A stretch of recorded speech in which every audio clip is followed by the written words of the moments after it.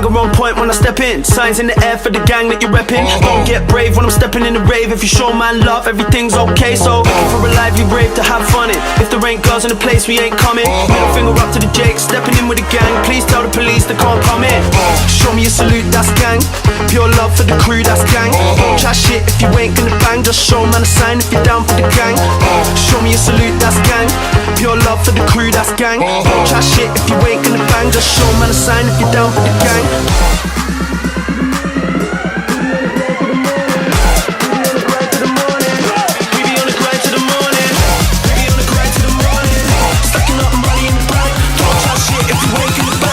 Man a sign if you're down for the gang.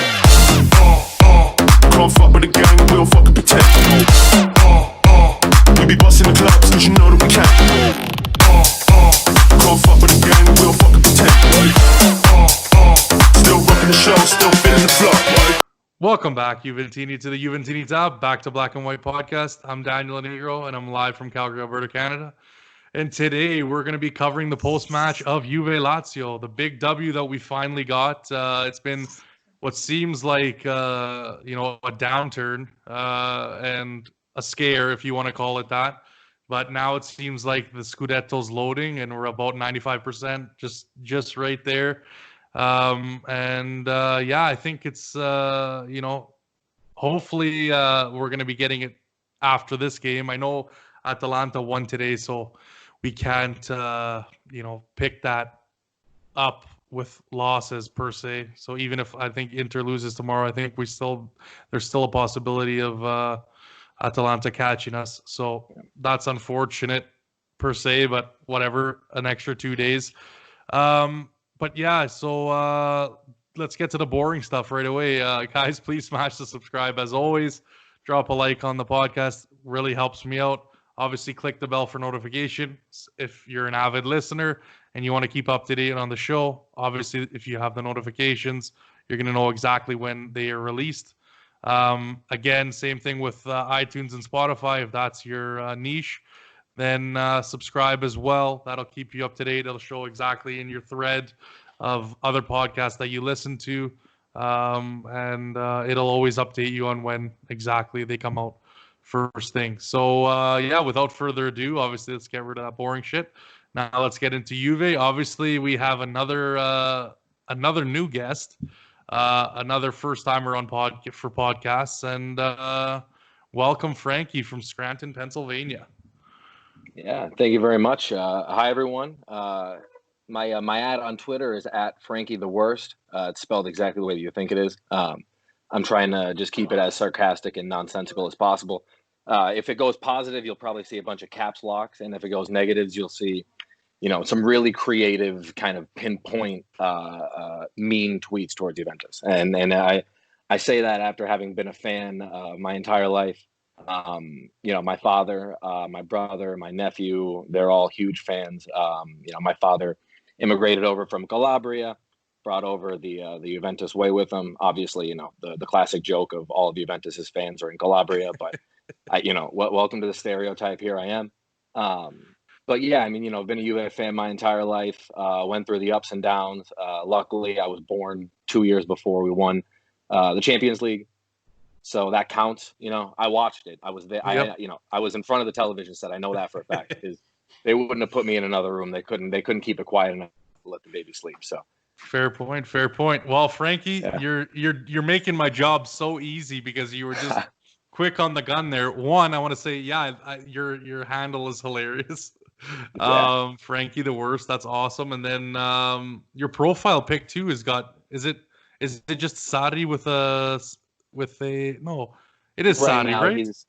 Right now it's him with the butt of a Merit. I'm convinced that people keep talking about the Sarri playing style. I'm convinced that it's going to get unlocked the moment we give him an actual pack and we open smoking up in the J Stadium. I know that it's not going to be a good idea health-wise, but win-wise, we're going to start accumulating them. Okay, we're going to start winning goals by 25 if he gets a pack. So, yeah, that's my profile picture right now. We're looking to change it maybe to I was looking at maybe a bloody Lichtsteiner or that photo of Chiellini with Marcelo and Varane in front of him with the headband on, you know what I mean? Yeah. So, yep. I'm a big fan of that Grinta kind of photo. So, Yeah, that's awesome, man. No, exactly. I think I have to agree 100%. I'm exactly the same way as you.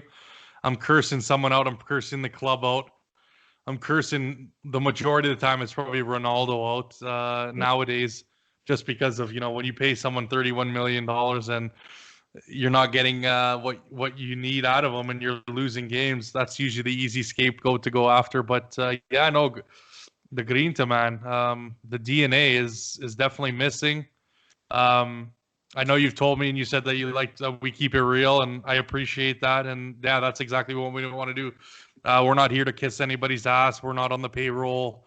The subs are the subs, but this is my opinion. This is where I get to vent.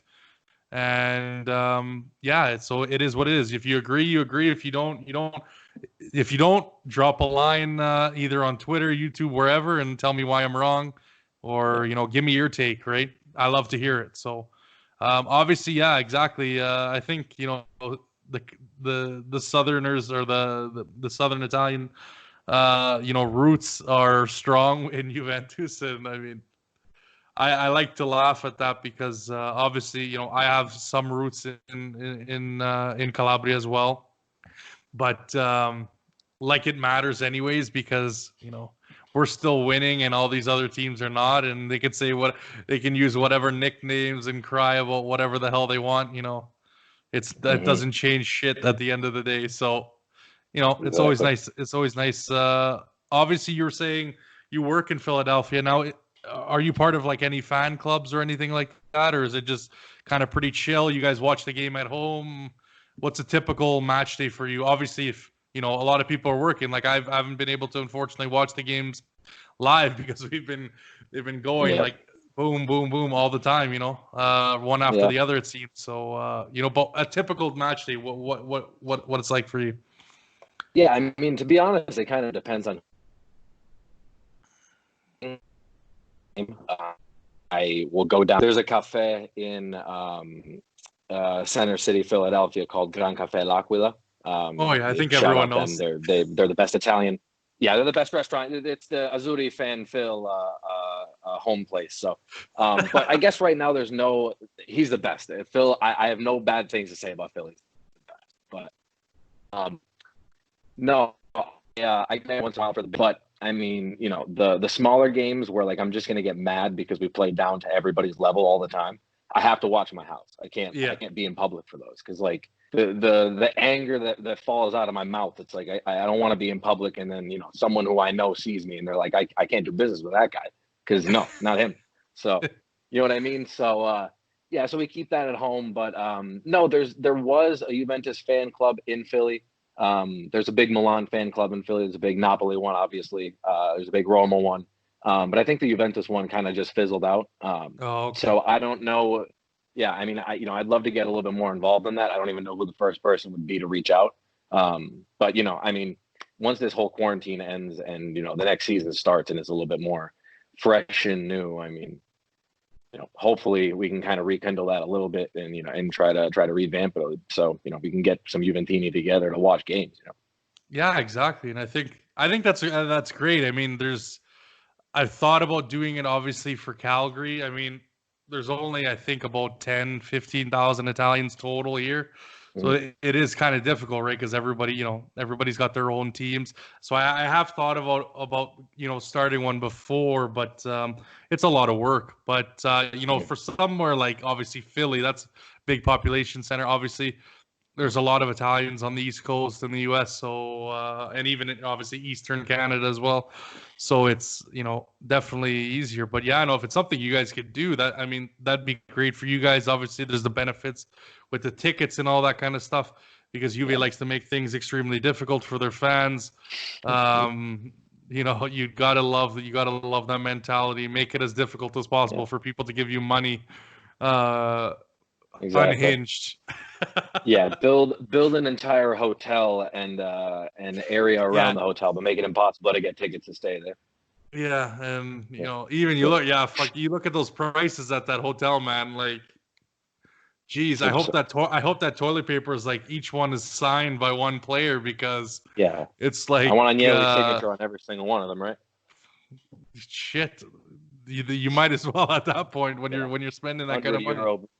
€100 bills, just wrapped up next to each other, taped up.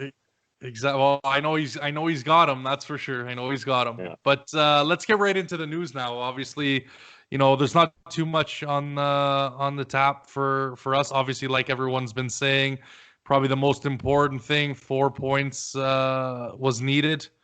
Obviously, like I said, Atalanta won. So now they come up to, I believe it's a 6-point gap. I believe they're at 74 and we're at 80. So still, still some games to be played. But I think once, if we go up to 83, we have the head-to-head against them.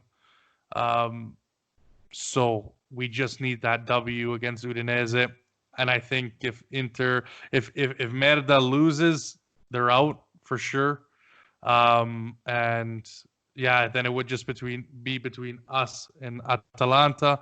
And like I said, it would only take that W because we did beat them 3-1 in the first half of the season. So obviously a little bit of transfer news now. There's kind of been some back and forth about, what Zaniolo wants to do. Apparently Roma doesn't want to sell him. He wants to go. That's kind of something that is going to take place within, I would say, about a month from now is really when all this stuff starts getting ramped up. And I think after all these seasons are finished, then, you're going to start hearing all this BS that I really can't stand. And sometimes I'm actually really happy that I get to go 2 weeks to Cuba or here or there, Mexico in the summer, because I don't have to listen to this shit. Because really that's all it is just massive shit day in and day out. And then, it's really, I've had that mentality ever since the Pogba saga, because I was so invested in that. And I was like, nah, there's no way he was going. And then it all happened. And I was just like, well, fuck this. Fuck this summer. I'm just going to enjoy my summer. Take, obviously if there's a Euros or World Cup on, then that's one thing. But, summers are really off from all calcio because it's too much.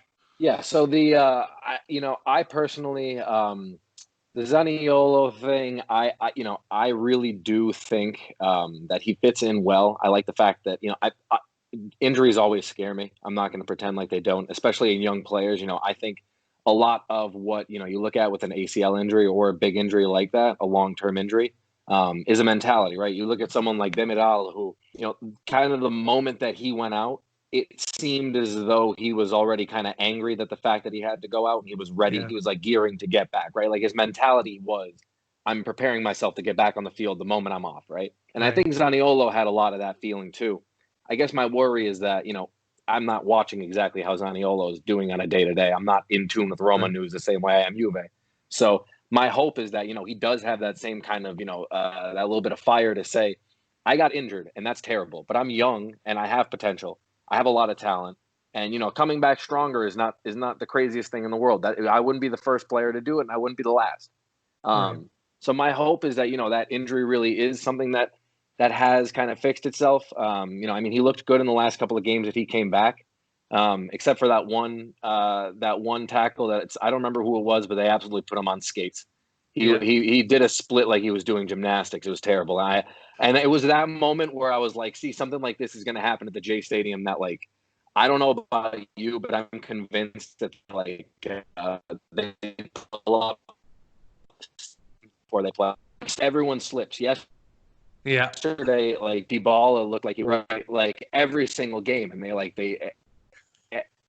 so, my worry is that, Zaniolo, we sign him the moment he comes and he plays, and the first thing that happens is boom, So that's always my fear, especially with big injuries, long-term injuries like that. But, that being said, he does seem like a talent that, if he's willing to move, and I think that is something that it doesn't go understated, is that there has to really be a will for Italian players to join us because, whether or not we want to admit it, most of Italy hates us, including half of Turin, if not more, right? Yeah. So as far as I'm concerned, you look at a player like Bernardeschi, who, Juve and Fiorentina have a bad history together. It's not like we were friends forever, and then recently we weren't. Like Baggio really hurt them. So for the fact that you can go all the way back to the early '90s and find out that Juve and Fiorentina hate each other, you look at someone like Bernardeschi, and then you look even further, someone like Chiesa.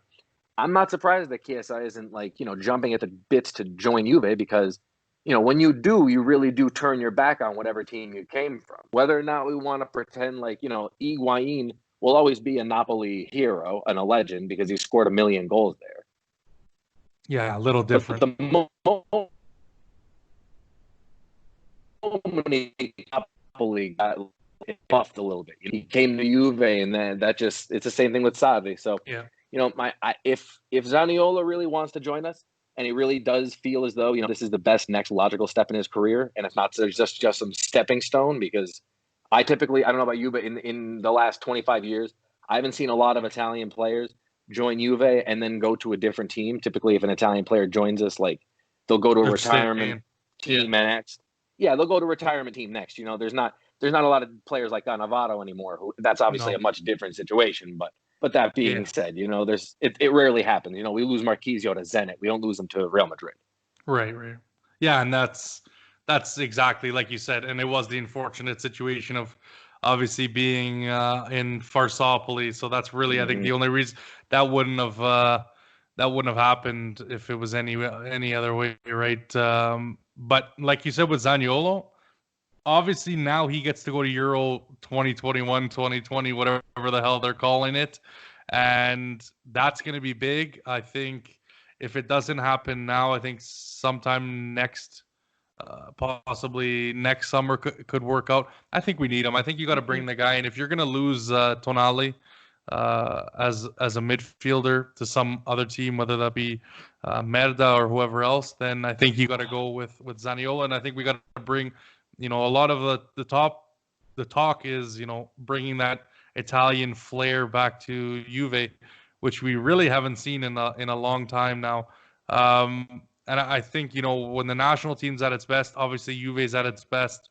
It's kind of weird how it's kind of dropped off now. I mean, I guess we're looking to be this brand, whatever bullshit they want to say at the club. But yeah, definitely, I'd have to agree with that. What do you think about Zapata as the number 9? Obviously, Milik has been thrown around. Apparently, they've refused 50 million from a foreign team, but they're looking for somewhere around 60 to 70. That's a lot of money. I mean, for a 29-year-old, like, even the numbers for Milik are ridiculous. But yeah, there's been lots of names thrown around. But what do you think specifically about Zapata? I mean, he's done well, right?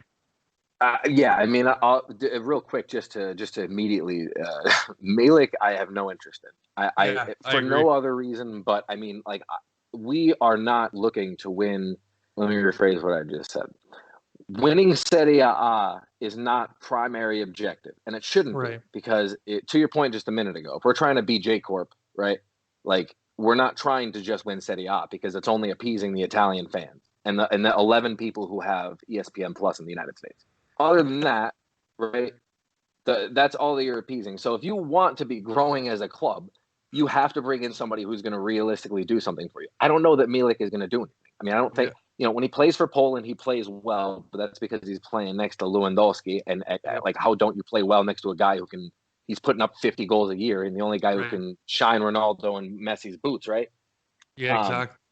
So that said, Milik is not somebody who I'm interested in. As far as I'm concerned, if you can't make it as a consistent starter at Napoli, injuries, what have you, whatever concern, if you can't be a consistent starter there, then, I mean, like, and he's the one who can't be benching like Jose Callejon, who, like, has been saying that he's going to be out of this club for 10 years, and Dries Mertens, who, has been there forever, but every year I'm convinced they have talked about him leaving. Right. So if you can't displace those guys, I don't want you to try to displace Higuain. I'd rather, at least I know Higuain can bang in 20 goals a year if you play him, right? So, but that said, and doesn't have the injuries, right? Either he doesn't have he doesn't have those injury. I mean, ACLs and MCLs. Those are serious. I mean, we've talked about it. Obviously you could say the same, like you said, with Zaniolo, but I think medical. Practice and rehab has gotten a hell of a lot better than the times that obviously Del Piero got his injury. And I think if he was playing now and he had that same injury, we'd probably see Del Piero at his prime for probably 5, 6, 7 years, maybe longer than what we unfortunately had to witness.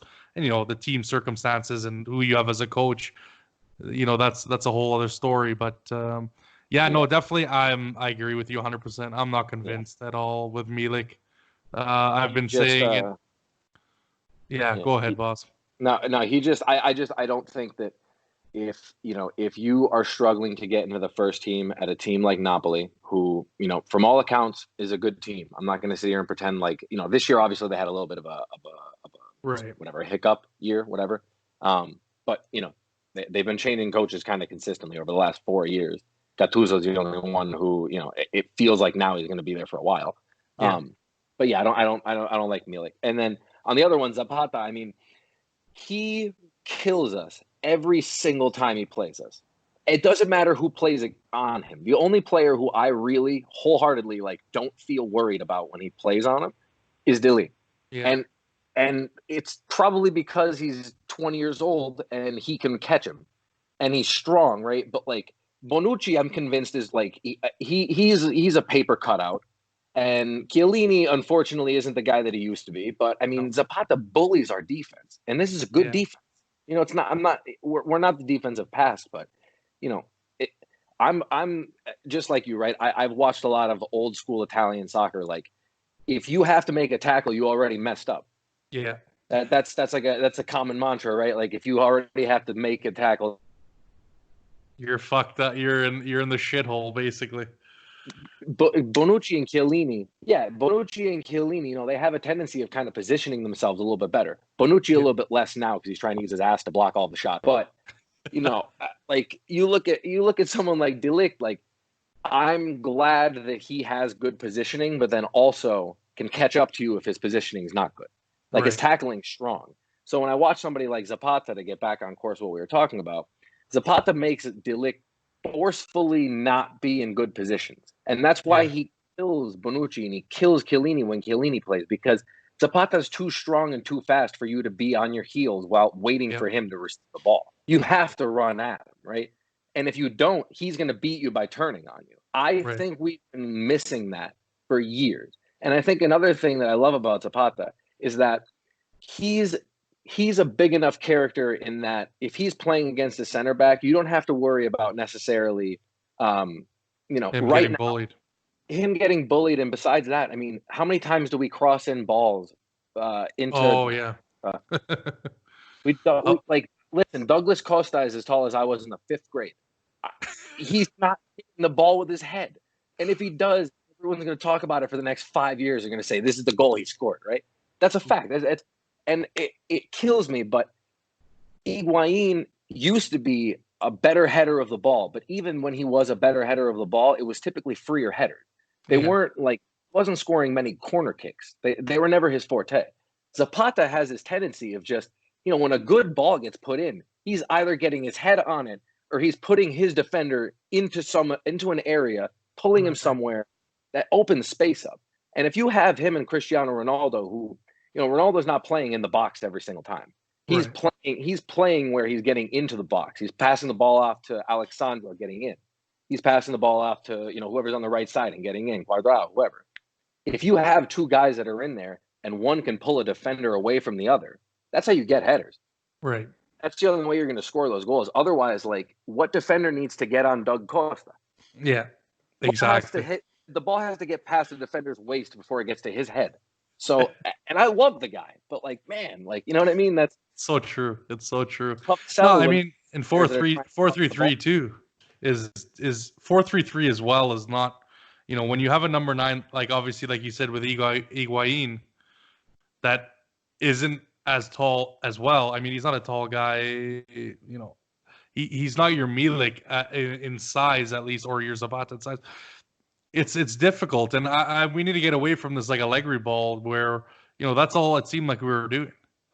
It almost seemed like we have Mandzukic and just boom, bomb it in as much as you can, and that was pretty.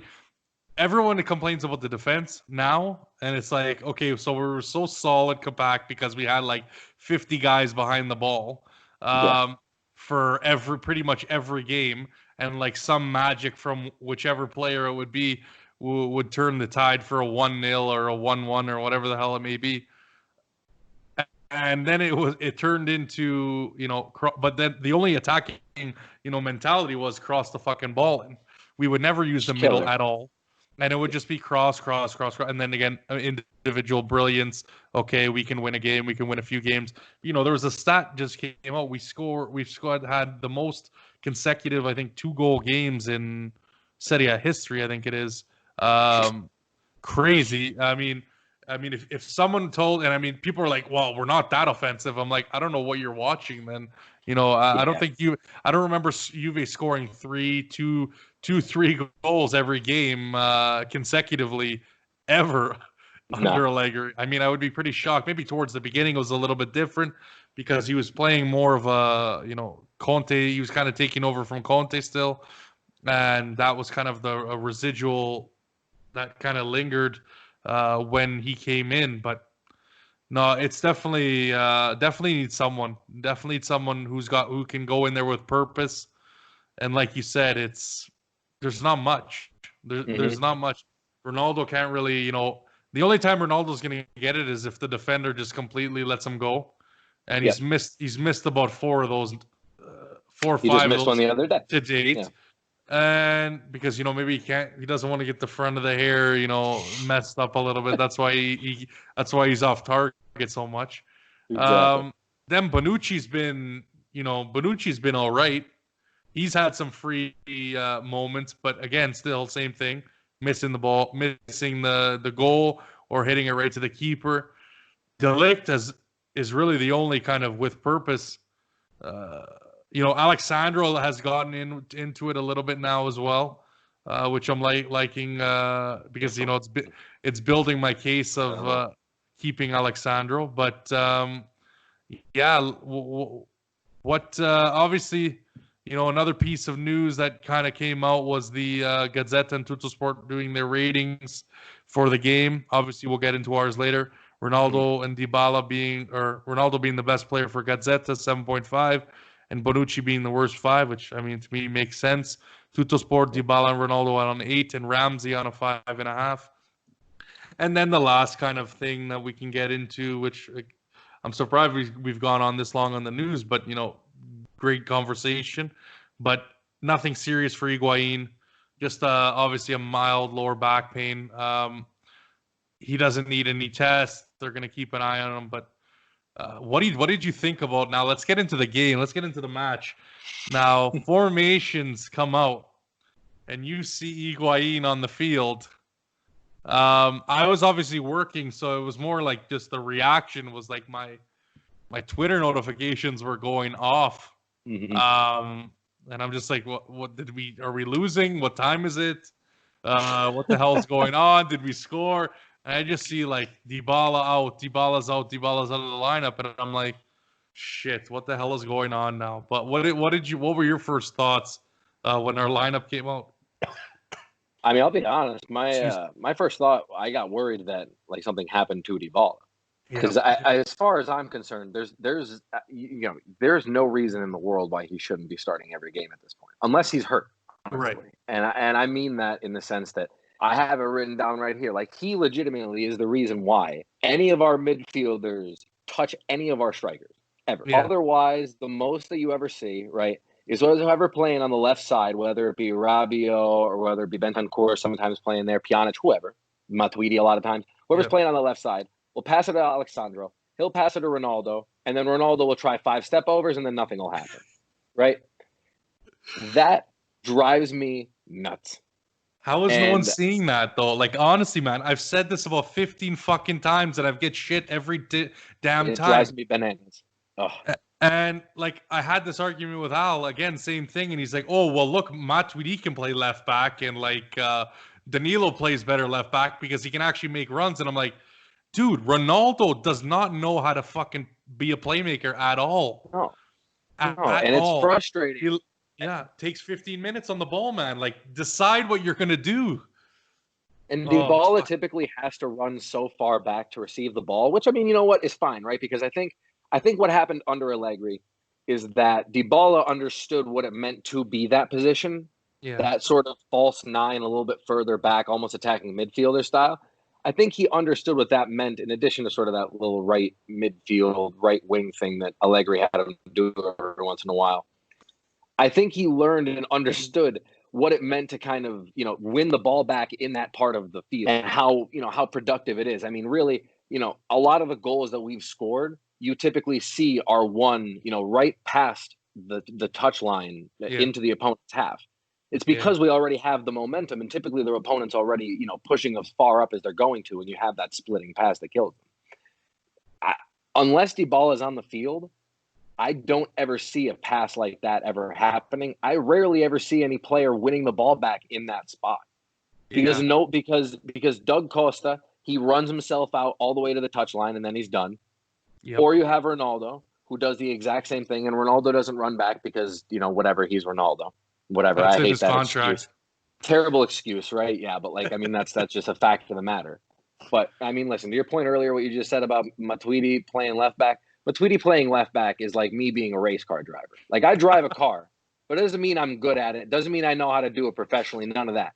He could probably play left back for my Sunday league team. I don't want him playing left back for Juventus. We could get somebody else. We have to have someone on the U23 or U21, U19, whatever, that plays left back for their job. Yeah. You know what I mean? I've said it so many times. I'm like, give someone a chance. Like, when you look at how much, like, obviously, thankfully we haven't had to, because we've had Sandro back, and I think he's only going to get better. The first games were rust. I mean, the guy came off of I believe it was like a tear or a contusion on his again, a ligament issue. So I mean, it's not like a a laughable injury that he's coming back from. And again, I thought Sarri's something I'm not liking. He's playing these guys too early.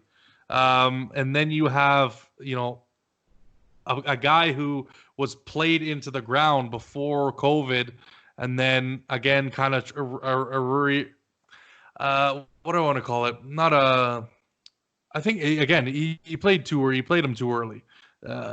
To simplify it, but I think he's going to get better. I think he's our best defensive, kind of prospect on that side, and I think he gives us a lot of security.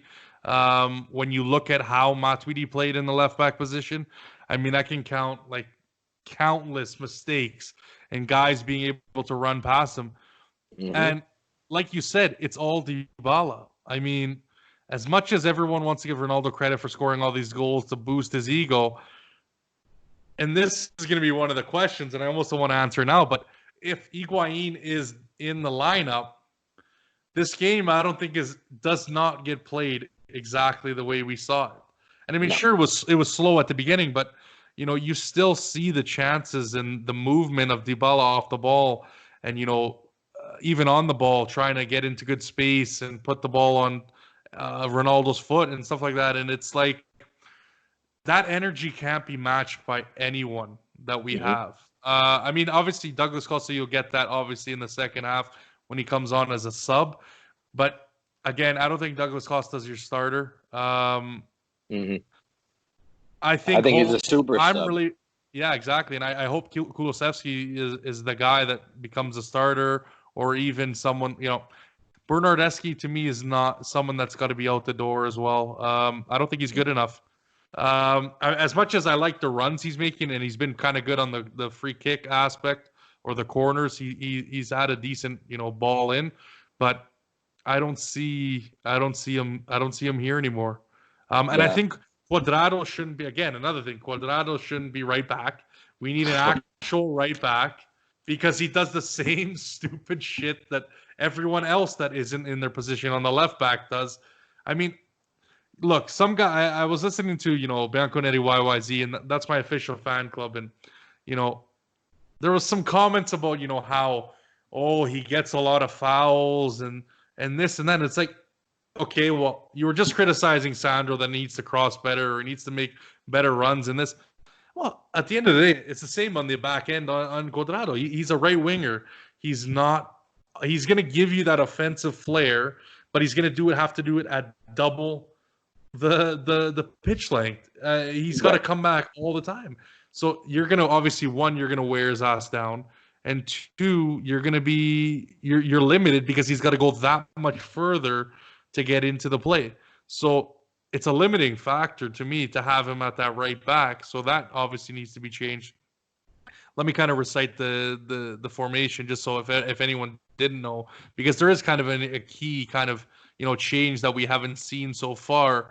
Obviously, I was hoping that Cuadrado actually would have gone up to the right wing position or started on the bench and have Danilo as the right back. Because, like I said, I think Cuadrado is better served up top, even though he's played right back so far for I don't know how many games in a row now. But anyway, so Cuadrado, Delict, Bonucci obviously started. The heel wasn't giving him a problem. Chiellini was in the stands with Bernardeschi. Obviously, he got the suspension. Alexandro at the left back, but this is the contention here. And obviously up top you have DC, Douglas Costa, Dybala, Ronaldo. But then we get into the midfield. Now, I wasn't sure what was going to happen. I was thinking it was going to be Pjanic as your regista. Then you're going to have Bentancur on either the left or probably on the left, and then Rabiot on the right, or vice versa.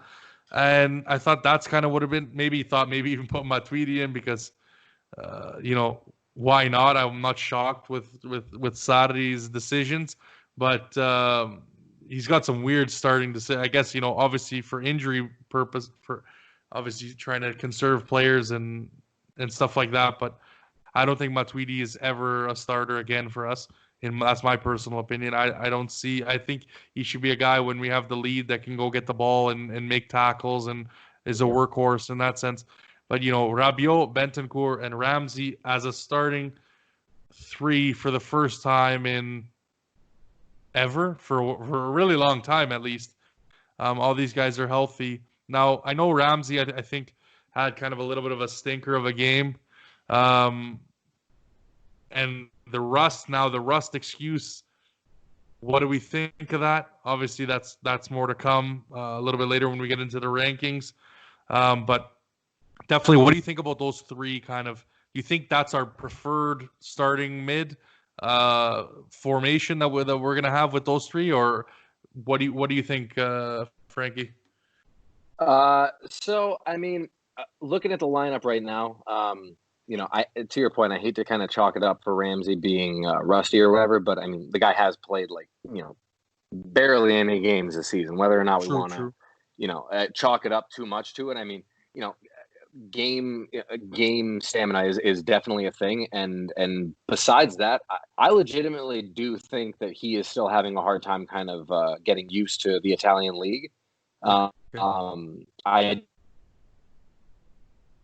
don't be similar to the league. I think the Premier League has a lot more hard tackles and a lot more stronger players, just from a general sense of like true body type, right? Yeah. Compared to here, I mean, Ramsey doesn't have to worry about getting tackled by some 6'5" John. He has to worry about getting outplayed by somebody who is genuinely tactically present in their position. Whereas in the Premier League, you do see a lot of kind of just dump and runs where a player will kick it as hard as they can, and you just happen to have a Mo Salah who will just sprint the ball, right? So that's great, but so I think Ramsey's having right now kind of a little hard time adjusting. If we're never going to use Pjanic again, which I get it, I don't think we're allowed to. I don't know what the deal is with that, considering we already traded him for Arthur. But if we don't use him, I agree. I think this is our best lineup. I think personally, I take Ramsey off at some point. I put in Matuidi. To your point, if we have a lead, because Matuidi gives me a lot of. It's going to sound like a terrible example. He gives me the feeling of Vidal, except if Vidal couldn't complete a pass or shoot. You know what I mean? In the sense of Vidal, Gattuso, that kind of sense of a player where he's not overly a large player, not like a Milinkovic-Savic type or a Pogba type, a very tall guy. He's a little bit shorter. He's a little bit stronger, and he makes tackles with his whole body. He's not tackling you with his toe. He's tackling you with his heel. So he's putting your whole foot through it, right? I love that. I can't have that for minute one, though, because you get a yellow card in the third minute, and now we're playing with 10 guys because you don't want to go into another tackle that hard. Yeah. So I agree with you. I think this right now, I think this midfield's our best. I think when Arthur comes, I think he slots in where Ramsey is. Personally, I think Rabiot needs to stay. I think, I give him a lot of crap too, because I mean, he came in, and I think a big problem with him is his attitude. I hate the idea that his mom's his agent. That kind of gave me the same vibe as when I found out that Icardi's agent was Wanda. Like I have no interest in, that's not, your agent shouldn't be related to you. Just pick somebody Right. else, right? So no, thank you for that. But I mean, as long as his attitude stays right, I mean, you saw glimpses in the last 3 or 4 games. I mean, he's a good midfielder. There's a reason he played at PSG. PSG is not like, as much as we want to pretend that they're a laughing stock and they get dumped out of the Champions League and whatever, they're a good team. Yeah. They have good players. Individually they are talented players. So, Rabiot, I do think is a good player. I think he has to just keep his head about himself. And Bentancur is, I can't tell you how excited I am for, I guess, the next couple of years with Bentancur, especially if he stays. Partially because we got him in that Tevez deal, and I always felt sort of an attachment to him because I always loved Carlos. He was a guy who, like, giving him the number 10 made me feel a different way than a lot of other people getting the number 10. So to get Bentancur, I always felt a little bit of a connection, but him playing as well as he's been playing recently, I trust him with the ball. Whereas, a year ago, there were glimpses. There were times where you would say to yourself, like, this guy's really going to become a stud in the next year or so. Yeah. And now you're seeing that he actually is getting that consistency. And it seems like it's that consistency is coming from the confidence from the coach. Sarri saying, I want you to be one of these main players. I want you to take, a little bit of the regista role. I want you to kind of push forward when you can. There's a lot of things that he's giving him more autonomy in. That, I don't think Allegri necessarily did. For better or for worse, I don't know that he necessarily fits into Stadi's type of football any better than he fit into Allegri. Okay. I do think that he's to recently, and I think that's the best that we can ever ask for, because honestly, if he's currently our only consistent midfielder as far as I'm concerned. So, yeah, no, it's definitely. But I mean, I think that's what I hate about Allegri.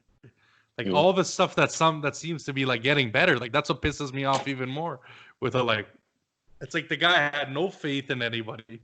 Mm-hmm. It was like, and then we talk about like defending leads as it's like, sure, pragmatic is pragmatic, but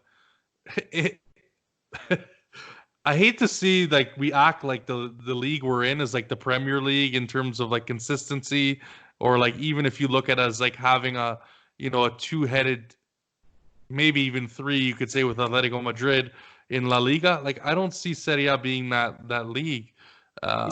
So really, we talk about like these wins that we had and the amount of damage that Allegri was doing with Dybala, with Bentancur, even with Rugani in a sense. Like, I mean, as much as he gets ragged on and whatever, if you want him out, I mean, sure, I think we can get rid of him. I think we could probably send him to like a lower table team and probably get some good money because we know how to fix finances, and that's just that. But it's like, I think we've done such a horrible justice to all these players, and we don't give any faith. Like you said with the left back situation, give those guys some time. It's like, I almost talked to, it's like the Plus Valenza curse. Like, you get one appearance before they ship your ass away if you're like an under 23 guy. If they sub you on in the second half, your ass is gone. Yeah. So if you get subbed on, you're getting sold for 15 million to to a lower Serie A side. Exactly, yeah. Like a relegation fighting team that they need you, and it's like, oh yeah, well, Juve is really good at selling players. It's like, yeah, well, that's what it is. Yeah, no, and well, I think we're good at selling players when it's like when we have to like financial fix shit. When it's like to like actually sell players, it's like, okay, Paratici, go sell Khedira. I don't know what to do. Oh, in the news, okay, well, Juve's selling Khedira. Oh, well, there goes about 15 million of his transfer value.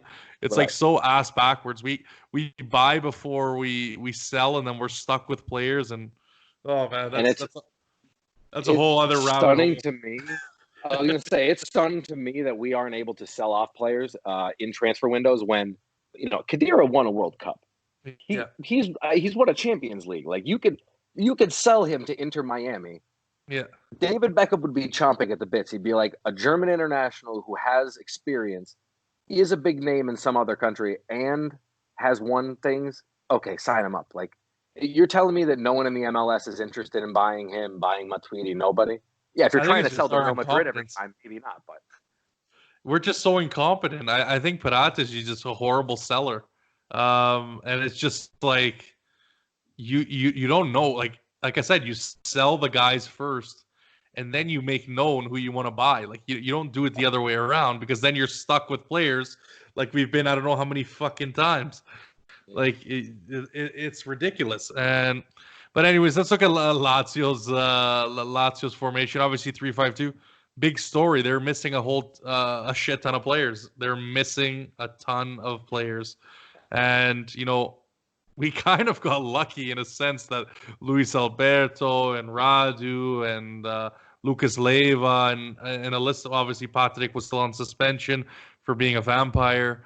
But then there's a couple of Maruzic and a couple other guys. But anyways, yeah, they had quite a few guys out, and they still looked decent, and they still had their identity, it seemed like, and they would counter well. And I noticed even at the beginning, we'll get into when we go minute by minute after we talk about the stats briefly.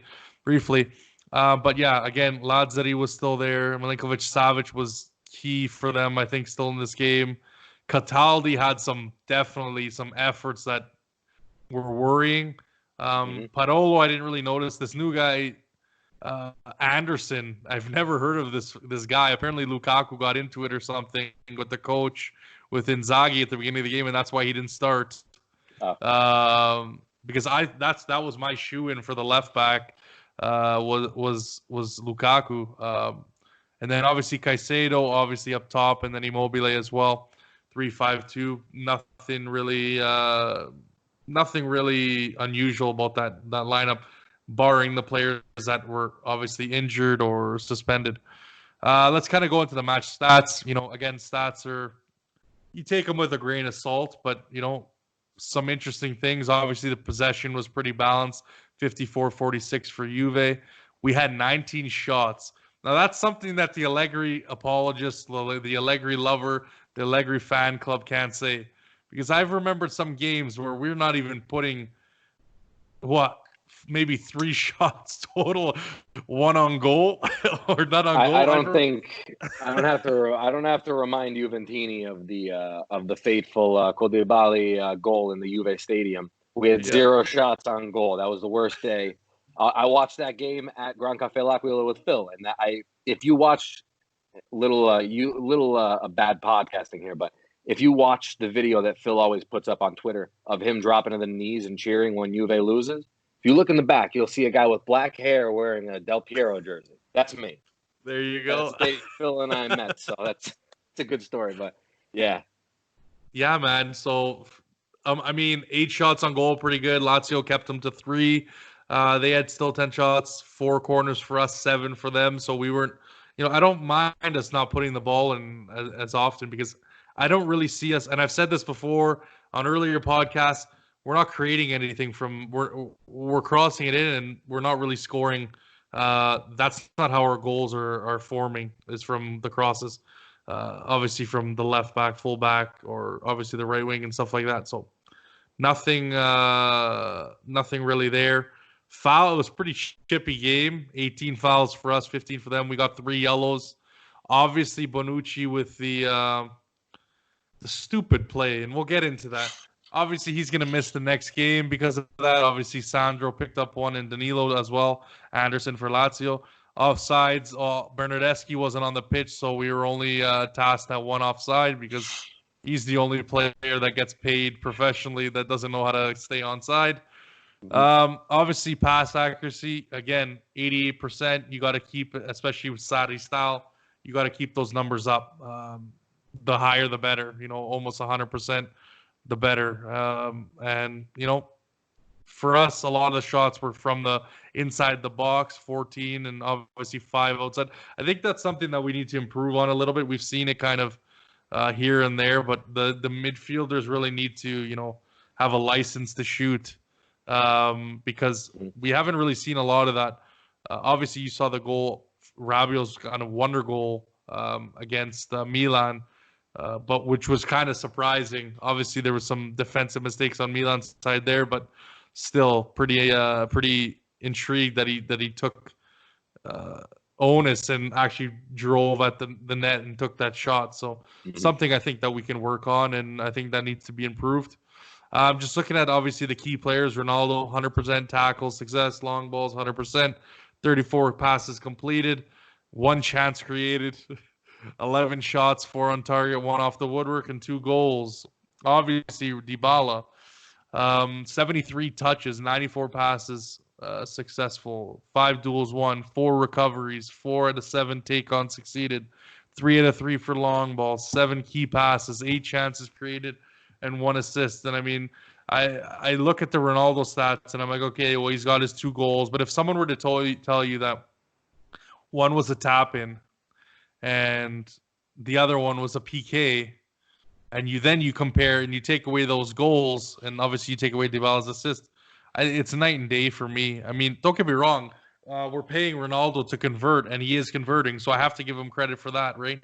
I can't just give him shit all the time. But like when I'm looking at the two, and a lot of people were like crying about how he was disrespected in the last game because it was a stinker against Sassuolo, and now all of a sudden it's Dybala wasn't that great, and then you start getting into these arguments, right? And it's like, just watch the game. Mm-hmm. Just watch the play. Even if you take away all these stats I told you about, watch the game. You can tangibly see the difference. And, again, 8 chances created to 1. I mean, if you're not getting those 8 chances, what are we talking about? It's a completely different game. So I think that's key. Obviously, we'll get into the minute by minute, but yeah, no, Dybala, just a game changer. That guy I can't believe we almost sold him. I would have been for Lukaku. I would have been depressed this whole year if that was the case. I don't know what we would have been watching, but yeah, unbelievable. But let's get into it, Frankie. First note I have here, which is, on theme, on brand, guys. Ronaldo holding ball too damn long again. Yep. And it's literally the same thing. Like, he does the same thing every game. He'll go down the left, and I see Alexandro making the run, or the midfielder, or whoever, and I'm like, okay, give him the ball now. Okay, give him the ball. 2 Mississippi. Okay, give him the ball. 3 Mississippi.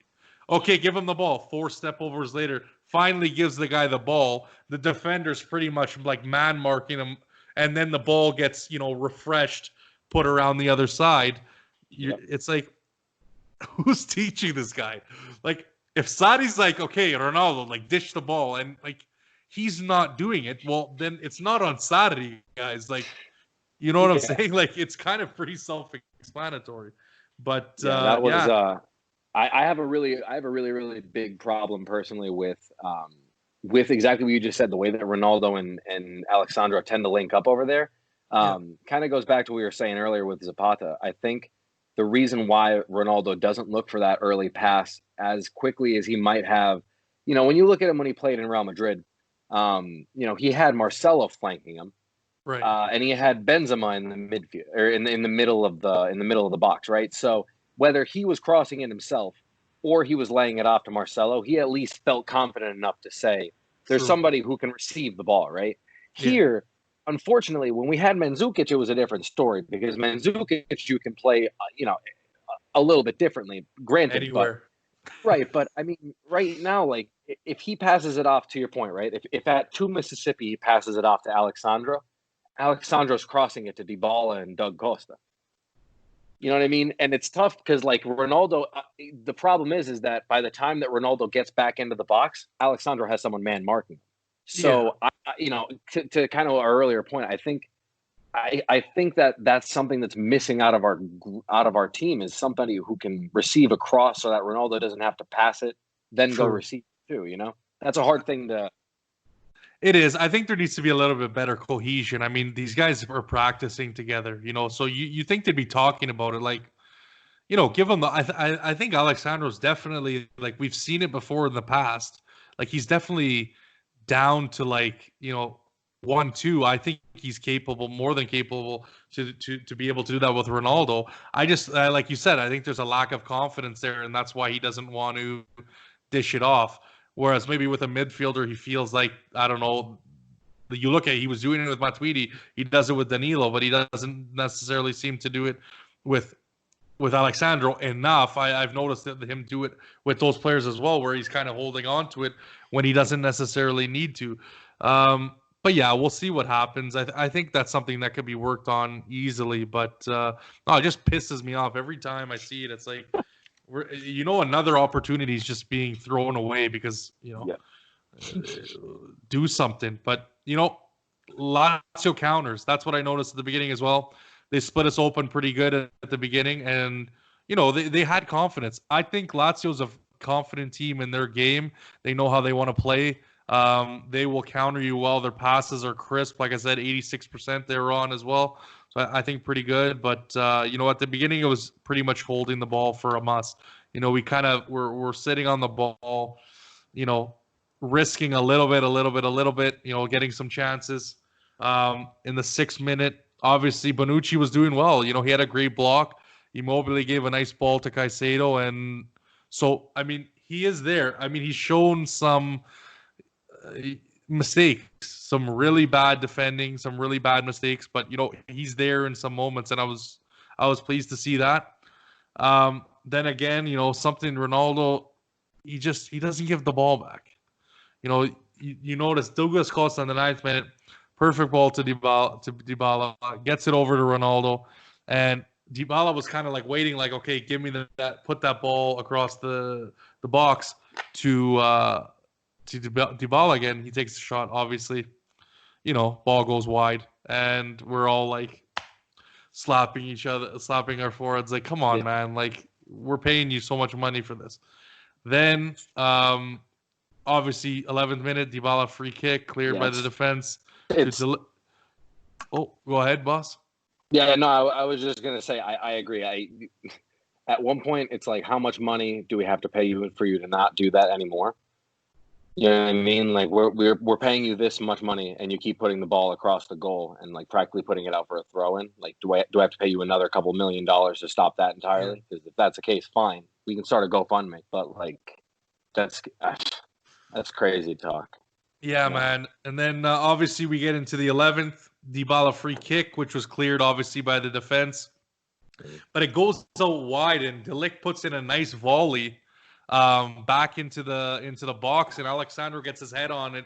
Unfortunately, hits the post, but definitely something was nice to see. I was like, wow, we can actually create something off set pieces, because it seems like it's almost been inexistent in our game. Set pieces are almost a write-off. Obviously, if they're in front of the goal and then you see Ronaldo step in front of you, you're like, okay, that's probably another miss. Or when we've had these, longer, either out wide or further out, you're kind of like, you're not expecting to see much in terms of attack, because we haven't really been able to capitalize. Again, pushing again. So 17th minute, we lose a 50-50. Milinkovic-Savic takes the ball, lays it off to Cataldi, and he powers one just to the left. I believe it was the left post. Lazio, like I said, they're very dangerous, and we got caught like that in 2 games previously, about a couple weeks apart. Obviously, one being the Supercopa, and then the first loss 3-1, and they're very dangerous. So you have to be alert. You got to mark your man, and you can't lose those 50-50s where then they can just push the ball down the field, push the ball down your throat, like even Milan was doing. And, something that we've been struggling with. Again, same thing, horrible, what I wrote in the 23rd minute, horrible defending on Anderson. So, yeah, again, just more losing 50-50s and not defending properly. But I felt that we were still kind of in control. Like, we were holding the ball in their half. We were kind of, dinking the ball, having a couple chances here, having a couple chances there. About the 30th minute, nothing really special, I would say. 35th minute, Rabiot has a nice run, like completely through Lazio. Obviously, we couldn't capitalize on that. Again, another corner. Ronaldo basically wide open, puts it just wide again. Is hit one of those curls in his hair, and it goes one way. Then we get to the 43rd minute. and horrible defending by Bonucci. I don't know. It went from like that beautiful block to like that ass out defending, and Immobile cracks one off the post, and that's really all it takes with us. Stupid mistakes are gonna kill us. And it's just shown like every game, like everyone's saying we have a consistency of, shutting off. Well, if you're making these mistakes, it's going to kill you.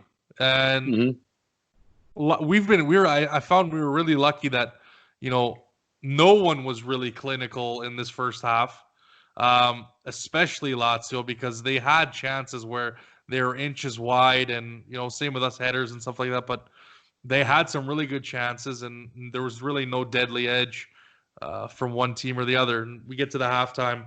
Kind of anything you have to add about, our first half, I think, for me, it was, like I said, lacking clinical finishing from both sides. Yeah, I personally thought, the opening half was okay. It wasn't anything to write home about. Right. To your point, I think the reason we were getting kind of killed on those counterattacks is the genesis of why we always get killed on counterattacks, is that our midfield doesn't play far back enough when they have to.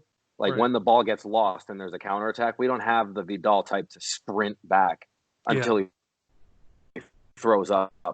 You know what I mean? We don't have him anymore. So back line, and frankly, Cuadrado is not running back. Cuadrado tends to end up further forward than anybody else on the team, including the strikers, despite being our right back, right?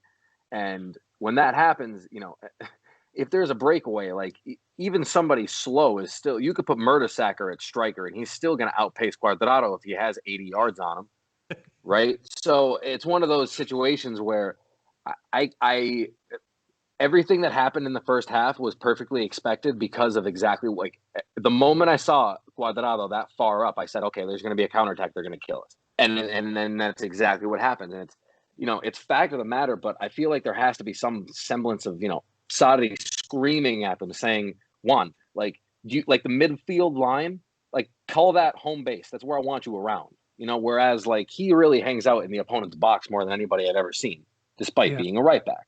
Yeah. So I think that was kind of my biggest, I guess, issue with the way that we played in the first half. The other thing that I consistently find to be frustrating, and I think that it's a fast doesn't necessarily need to be worked on. I think it's just his decision has balls, 25 yards out. And he's kind of cutting inwards. And the reason he had one where he cut back onto his left foot.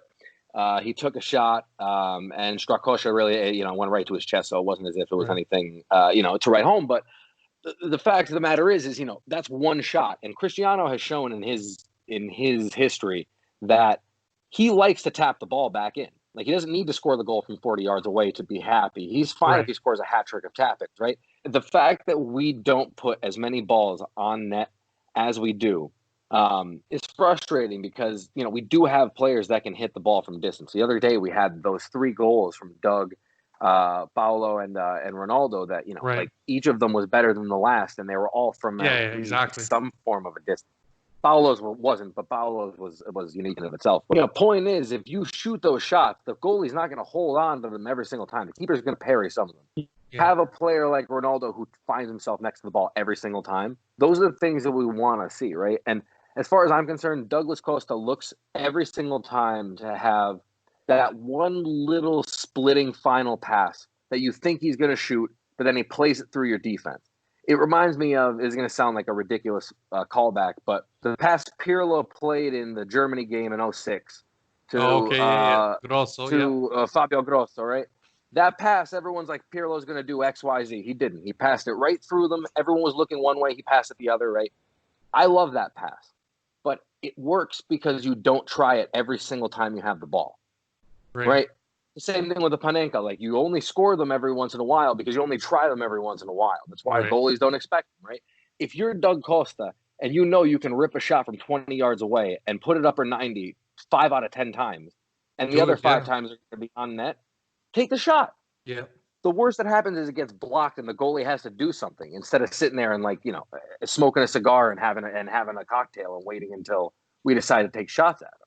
Yeah. That's something that, you know, those are little things that, in my opinion, I understand Saudi Ball is trying to, you know, do this and do that. And there's very, very specific facets that he's trying to implement. But there has to at some point come down to just a general instinct in a player to say, there's a goal in front of me. I can hit a ball hard on my left foot and curl it. Yeah. Let me shoot. And that was something that in the first half, it just drove me nuts because he did it 3 or 4 times. And in the past, when we see him rip those shots, he puts them on net. They're pacey. They sometimes go in. They have a lot of bend to them. And if they don't, the goalie typically doesn't hold on to them very well. Right. No, exactly. It's one of those, you know.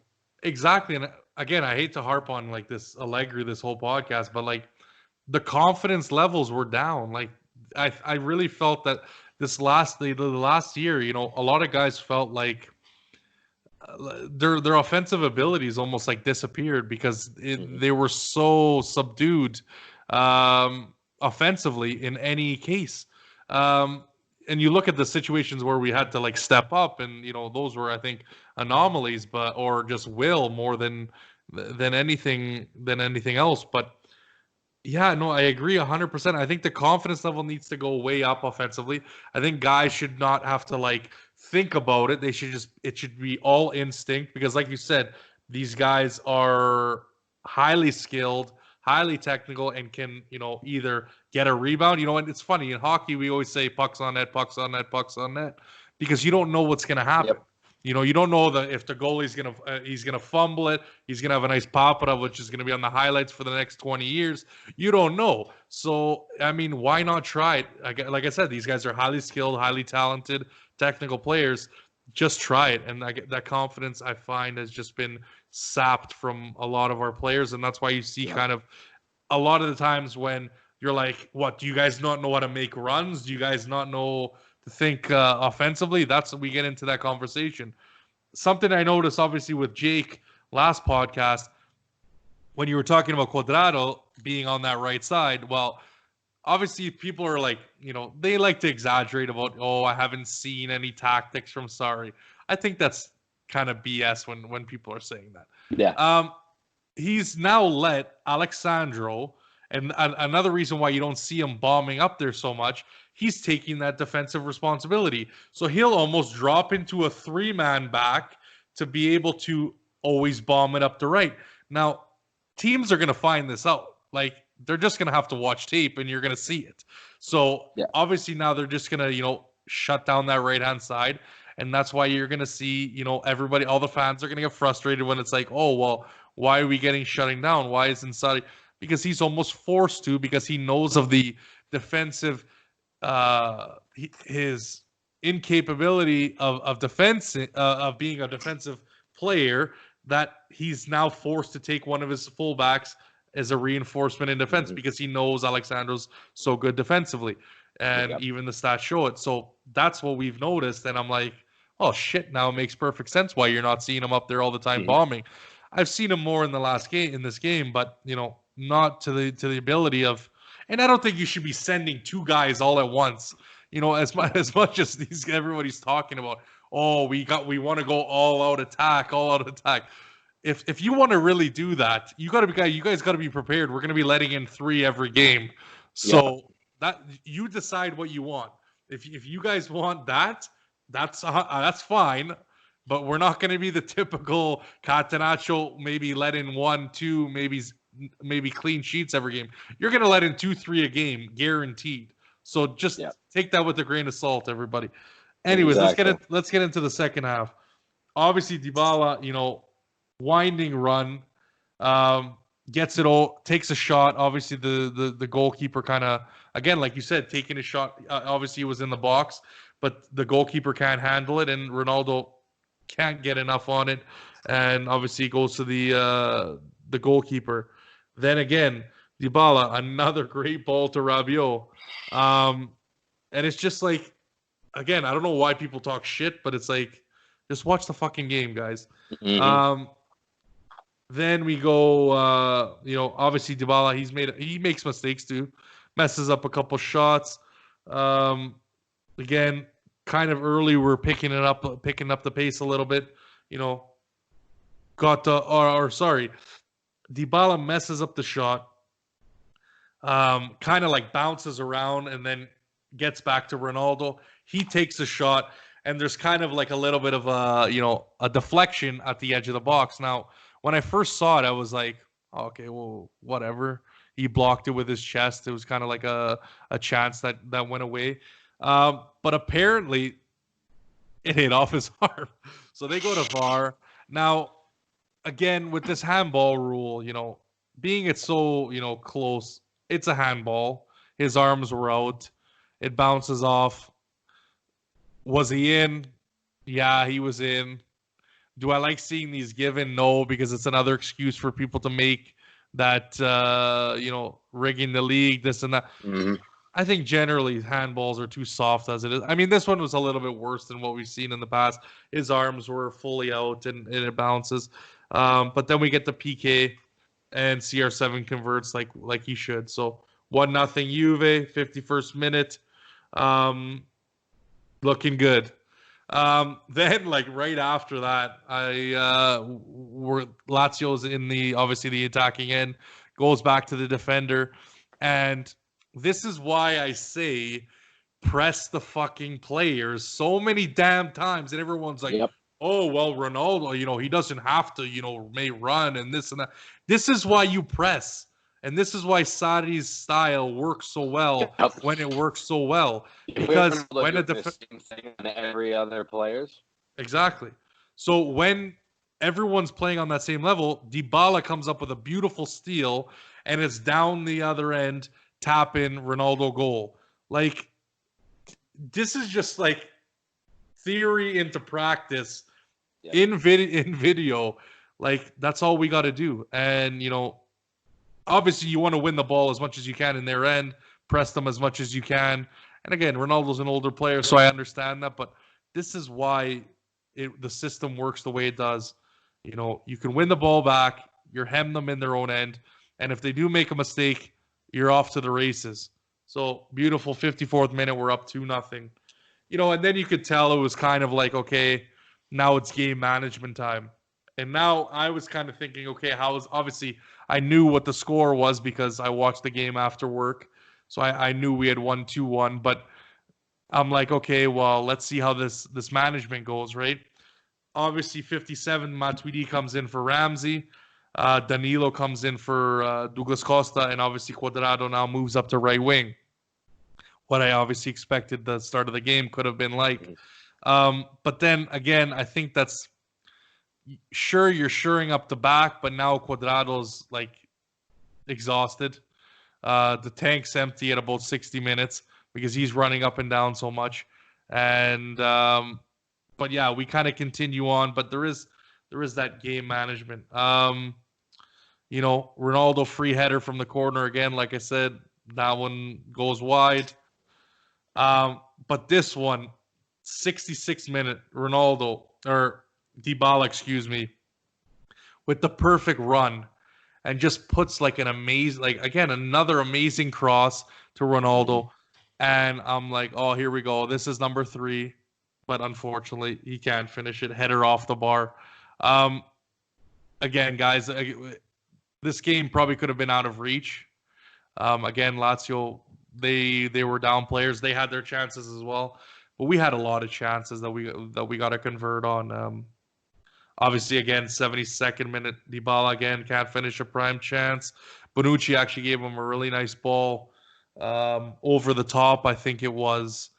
And that's something that we need to use more often. I noticed with Bonucci, excellent ball. And we haven't really seen that like the times where we had BBC. Now, so you haven't really seen Bonucci really running, the show, being the playmaker that he used to. And I think, obviously we can bitch about his defensive abilities as much as we want, but yeah, definitely haven't seen that. So it was nice to see that, and I hope he can get, because he can deliver a ball. You look at various games in the Italian national team, obviously with Juve in our, if you want to call them glory years or the beginning years of this great run, but definitely we got to get back to using him when we can, and that in itself is going to open up teams quite easily. Mhm. It's looked like the game's turning into this more of an offensive style, so defensively teams aren't as solid. And you look at against Milan, right? The Pjanic ball over the top, two guys, make a horrendous double jump to get the ball, and then obviously Ronaldo just slots it in. So yeah, up to the 75th minute, what kind of thoughts did you have, Frankie, to get you involved? Sorry for keeping you. No. Yeah, I don't mean, I don't know. I think from the 45th to the 75th, I think we played okay. I think the goals were kind of the first goal. It's definitely a penalty, especially with the new rules. I'm frankly like sick and tired of hearing everybody say that like us getting handballs is like nonsense, but then everybody else getting them's fine. Like these handball rules suck. Everybody, like they're not good. No one likes them. You know what I mean? So it's not. No one's having fun with these handball rules. No one likes penalty kicks. Yeah. So but I mean that said, it's a handball. And even in some of the older rules, it's a handball. You know what I mean? It's not necessarily a natural position on your body. He's jumping with his hands coming off of it. I mean, and I'm glad that VAR is there. This is the reason it's there, right? It's not, this is a classic case of it being used perfectly, and I'm glad for that. Ronaldo did well of converting his penalty, putting it low and hard, and making sure that, that Strakosha couldn't make it. Which I guess then conversely, not to get too ahead of ourselves, but that happens again on the other one. But and then I think we did play well for that, like for that little bit of time right before we stole the ball. To your point, I think that just comes from, the pressing. I think it also comes partially from Lazio having a little bit of their wits taken away at that moment. True. Honestly, because if you look at that play, I mean, they're playing with their back line like in front of midfield. Yeah. Oh yeah. Like they're as far up as you possibly can be, and as far as I'm concerned, I mean, there aren't many players that I want to be dribbling the ball like that with nobody behind them as a defender in the first place. I don't have that much faith in any players. The pressing was great. I thought that Dybala and Ronaldo did exactly what they needed to. Good on Dybala for not taking it himself. He scores that goal anytime that he wants to, but he passes it to Ronaldo because he's a good friend, right? Yeah. That's what I kind of loved about that goal. If it was Ronaldo running with the ball, he would have been caught by the defender. Let's just be honest. For sure, yeah. And if it was Ronaldo one-on-one with the goalie with a player out to his left, he's shooting it. Oh yeah, for sure. 100 times out of 100 times, which is fine. Like I said, as long as the ball goes in the net, I don't give a shit who scores. But anyways, continue on, my friend. Yeah, no, but I thought, to your point earlier, I thought Bonucci, I thought our back line played okay during that time. I liked those ball. I like that one ball that Bonucci did try to pass. I kind of think back to the game against the Young Boys a few years ago. Bonucci played that incredible ball over top, and then Dybala first time just puts it right in the first couple minutes of the game. So, I mean, I thought, I think what keeps happening, and it's crazy. I used to always be fearful of having a 1-0 win or a 1-0 lead because I'm like, they're going to score and they're going to tie us. But now 2-0 is like the new 1-0, right? Crazy. But I mean, the moment we went up 2-0, I think I tweeted like, I've seen this movie before. I know what happens in this one. It scared the hell out of me. And then, frankly, we started playing worse. Yeah. And I think that was because, I think Sadi let them sit back a little bit further. The changes that ended up happening, Matuidi for Ramsey and Danilo for Douglas. I think they're definitely two much more defensive approaches compared to anything else like in previous. But, I mean, that said, one thing that I can't get over is like, I'm going to be honest with you right now, Dan. If Danilo plays for Juventus next year, like, I don't know what I'm going to do. The guy's an absolute donkey. Like, I can't watch it. He gets subbed on, and then the first thing he decides to do is foul, get yellow cards. Like, that's like we sub him on to get cards. It's like a DeShilio moment. It's crazy. And, and it's terrible because I remember when I think Danilo scored like in one of the first games we had this season. Well, So, just like, to get him in, and against Sassuolo, he scored as well too, right? The first one, the yeah. screamer, right? So it's like when he scores those goals, you're like, okay, maybe he has some glimpses. He has some experience. Maybe Yeah. he does well. And then he comes into a game like this where you're like, yeah, we need composure. We need finesse. He's like, what's that? You want me to try to break his ankle? No, don't do that. We need you to just don't.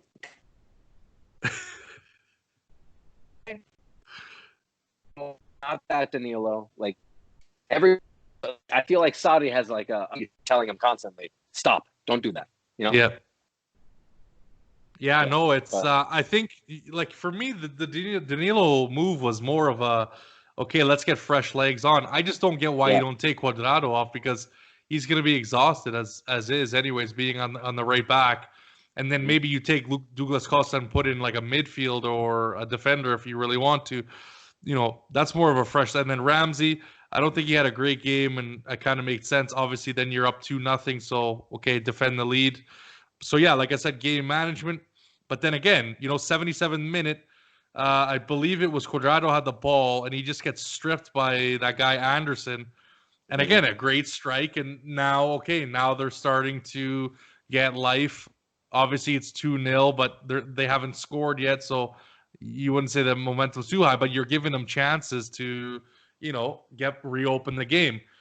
Then at the 82nd minute, Bonucci, man, like, you got to be so much smarter than this. If you want to, and see, this is, with Tech, this is my big problem, and a lot of chats there's been talking. You look at how Buffon is in. Okay, maybe he's older. He's not technically as strong anymore. If you want to say that or not, whatever, that's fine. But Buffon commands the line. Okay. Yep. He lets you know where you are, what you're doing, who's there, who's not there. This is my problem with Chesney. And again, great keeper. He's done an amazing job for us. I don't think we should have given him the extension, but that's fine.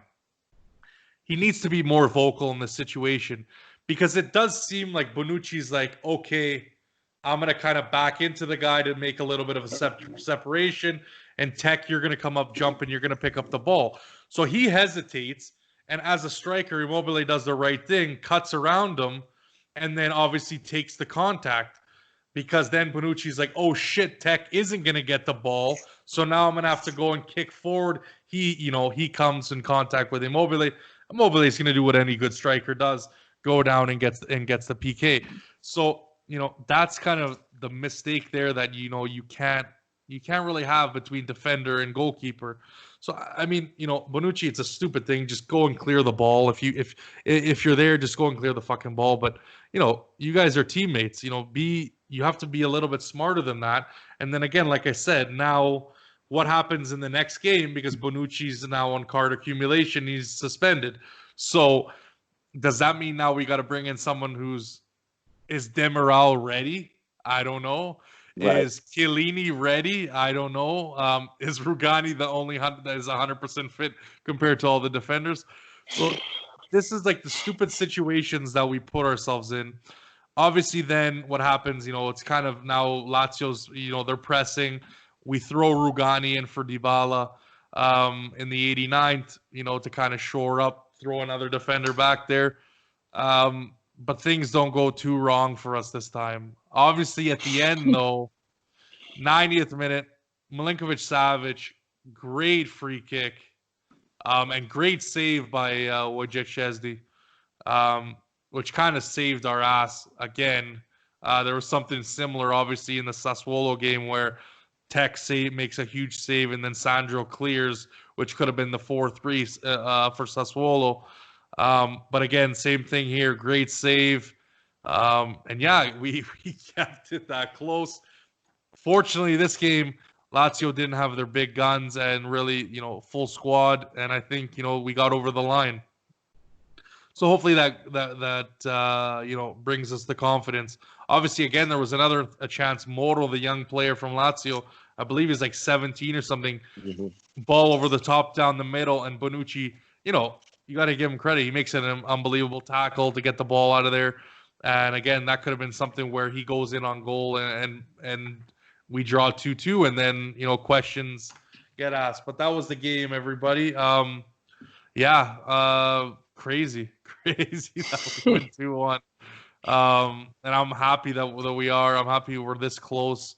Obviously, like I said before the show, new kind of segment, polemiche. I don't think there's any real shouts at either of the penalties. I think, like you said, exact penalty on the Lazio handball, and then obviously Bonucci doing the stupid kick out to knock Ciro Immobile down. Obviously 3 up, 3 down is going to be a new thing. Pretty similar segment from what we had. If you had to pick, who's your 3 players that were, not up to par, let's say? Not up to par. Cuadrado, again, I think just because, he offers what he offers, and that's fine, but that's not enough at this point. If we're going to be challenging on 3 fronts consistently every year, it's not enough.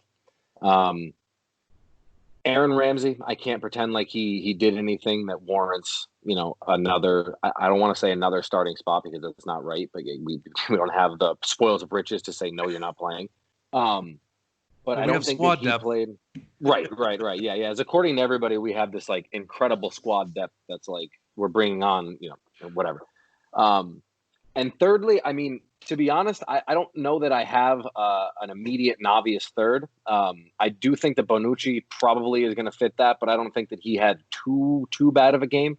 He did have some good. He did have some good recoveries. He's the most frustrating player on the pitch because he does so many things right, and then he does one thing wrong, and he does that so wrong that you forget everything he did otherwise. And I'm glad that you brought up that he did make a good tackle. He did play well on Muro. He did make a good pass over the top. Like he does these things well. It's just his misses. It's like, it's hard to pay attention to his good passes when he's trying to block a ball with his ass and it goes in. Yeah. Really hard for me to argue for you when you do that, right? Well, it's like my argument with Bernardeschi. Like he does the same thing.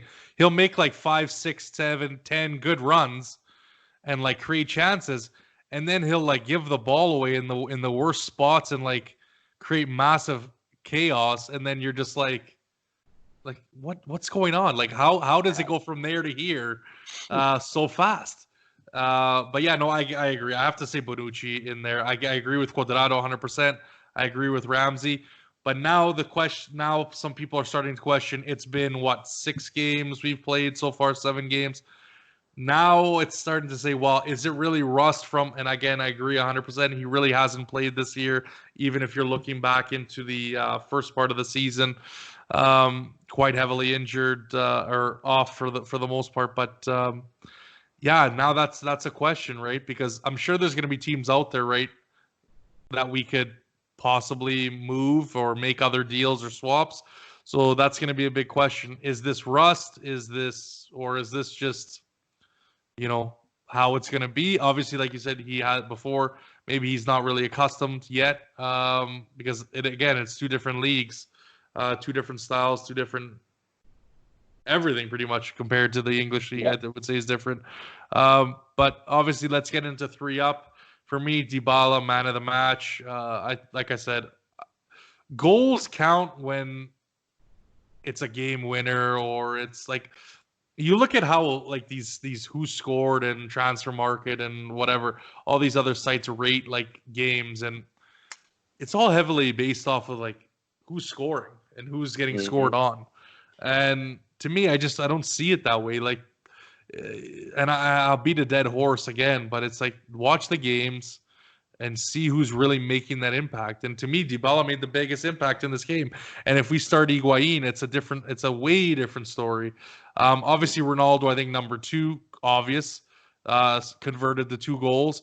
And then Rabiot, I really liked. I liked him in this game. I thought, he's consistently put in showings, and I didn't expect this from him. I thought it was going to be a situation where this guy's probably going to go. We're going to swap him with someone for whoever, either getting a good Plus Valenza or whatever the case may be. But he's really impressed me so far. I'll admit it. And for me, honorable mention Alexandro, just because he's proven me right, and I like when players prove me right. So I will take that. How about yourself? Yeah, I think to your point, Dybala man of the match. I mean, like if he's not there, I'm telling you, I don't even think Ronaldo knows who's playing in midfield. Yeah. It's night and day when he's not on the pitch. Ronaldo, you have to keep in the top three because I mean, like to your point, goals matter when they're winners. But I mean, he scored both of them. So, and that said, I mean, I'm not going to pretend like he didn't have some good chances. You know, I'm a little personally, I'm a little under appreciating is I'm expecting more out of his finishing. Especially, you know, I'm not gonna ever pretend like it's an easy job what he does, but you know, you have to question how like he has to head the ball down more. Yeah. There have been way too many times where he heads the ball directly straight, and that's great, but you know, I can't tell you how many times it feels like he hits the crossbar, he hits the post, he gets to the goalie, whatever, you know, and it's because he's hitting it right at the goalie's hand or his face or like, that's fine. I'm not going to question how Cristiano Ronaldo heads the ball. I'm sure that he does it better than me. But like, fact of the matter is, you know, if there seems to be some kind of consistent thing where, you know, every time you go up for a header, the same thing happens, you know, you have to start questioning. I mean, he's been putting a lot of headers over, and there are a lot of free headers. They're not headers that are necessarily, you know, too contested. Yeah, there have been some headers. I mean, even the Milan game, he had a couple of headers that he put directly at Donnarumma, where it's like, I can get paid $15 million a year to do that. You don't even have to pay me the full 30. You know what I mean? I'll take a couple for sure. Yeah, exactly. No, I agree, man. Just one thing though, like you said, it's clinical. It's down to being clinical. And again, you look at the salary and that all factors in, right? Like it's gonna make Juve as a club and obviously on the day a hell of a lot easier situation if he's scoring on these chances. So like if we're getting games to 3-4-0 like we should be, and we should be finishing a lot of these chances, it's a completely different game. Okay. Yeah. And that's really what the problem's been. I think that's what the fans are seeing, and that's what's annoying a lot of people, is the fact that we should be scoring 4 or 5 goals and it's not really coming from the top. Whereas we'll get 2 or 3 and then we're letting teams come back in because, you know, our defense isn't as good as it was, and we're making mistakes and stuff like that. So that's, I think, where the problem lies, and where you're like, oh well, you know, I would, and then they start going back to, oh, I would rather be winning 1-0 or whatever. But that's, I think, where the frustration lies, is we're not burying teams when we can. And like you said, he had a hell of a lot of chances this game. Dybala had chances as well that he could have delivered on. Again, some headers. Bonucci, Alexandro had his, but let's hear your third. And obviously, if you want to respond to that. Yeah, no. The only thing I would add at the end there is that this is just because I'm half a Dybala fanboy, half to your point, I watch the games, right? So like I really wholeheartedly think that when you compare the two guys' shots, if you watch the game, like if you compare their stats, I'm sure that their shots are pretty similar. I think we went over it earlier. If you compare their actual like in game what it looks like, Dybala is making his shots for himself. Yeah.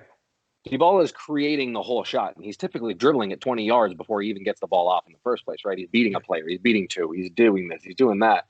Ronaldo, like, these are headers that he's missing. These are like these are shots that you're like, if Ciro Immobile can finish these goals, and he's not getting paid $30 million a season. Like, I understand that we're paying Ronaldo a lot for the marketing and for the et cetera. Right. But, you know, like some of the goals you kind of expect. Like, 30 goals is never expected, but when you have like 13 or 12 penalties, I mean, you know, you're already halfway there. Yeah.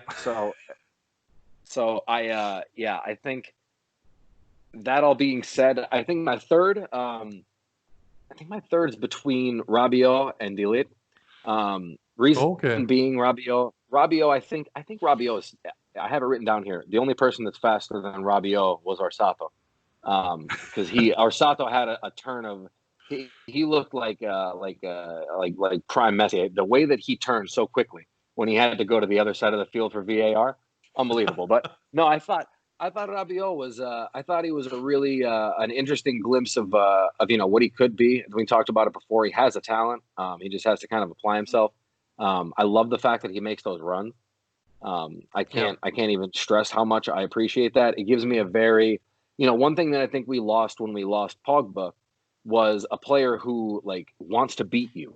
Yeah. And we have that with Doug Costa, we have that with Dybala, but they play further up, so you don't have that in that center, in the center of the field where, you have someone like Rabiot. If Rabiot tries to take a player on and beats him, well, he beat a player. Like, you're still dribbling on. He doesn't have to immediately pass the ball off. He has that sort of confidence now where, he beats one player and he looks at the next player to beat.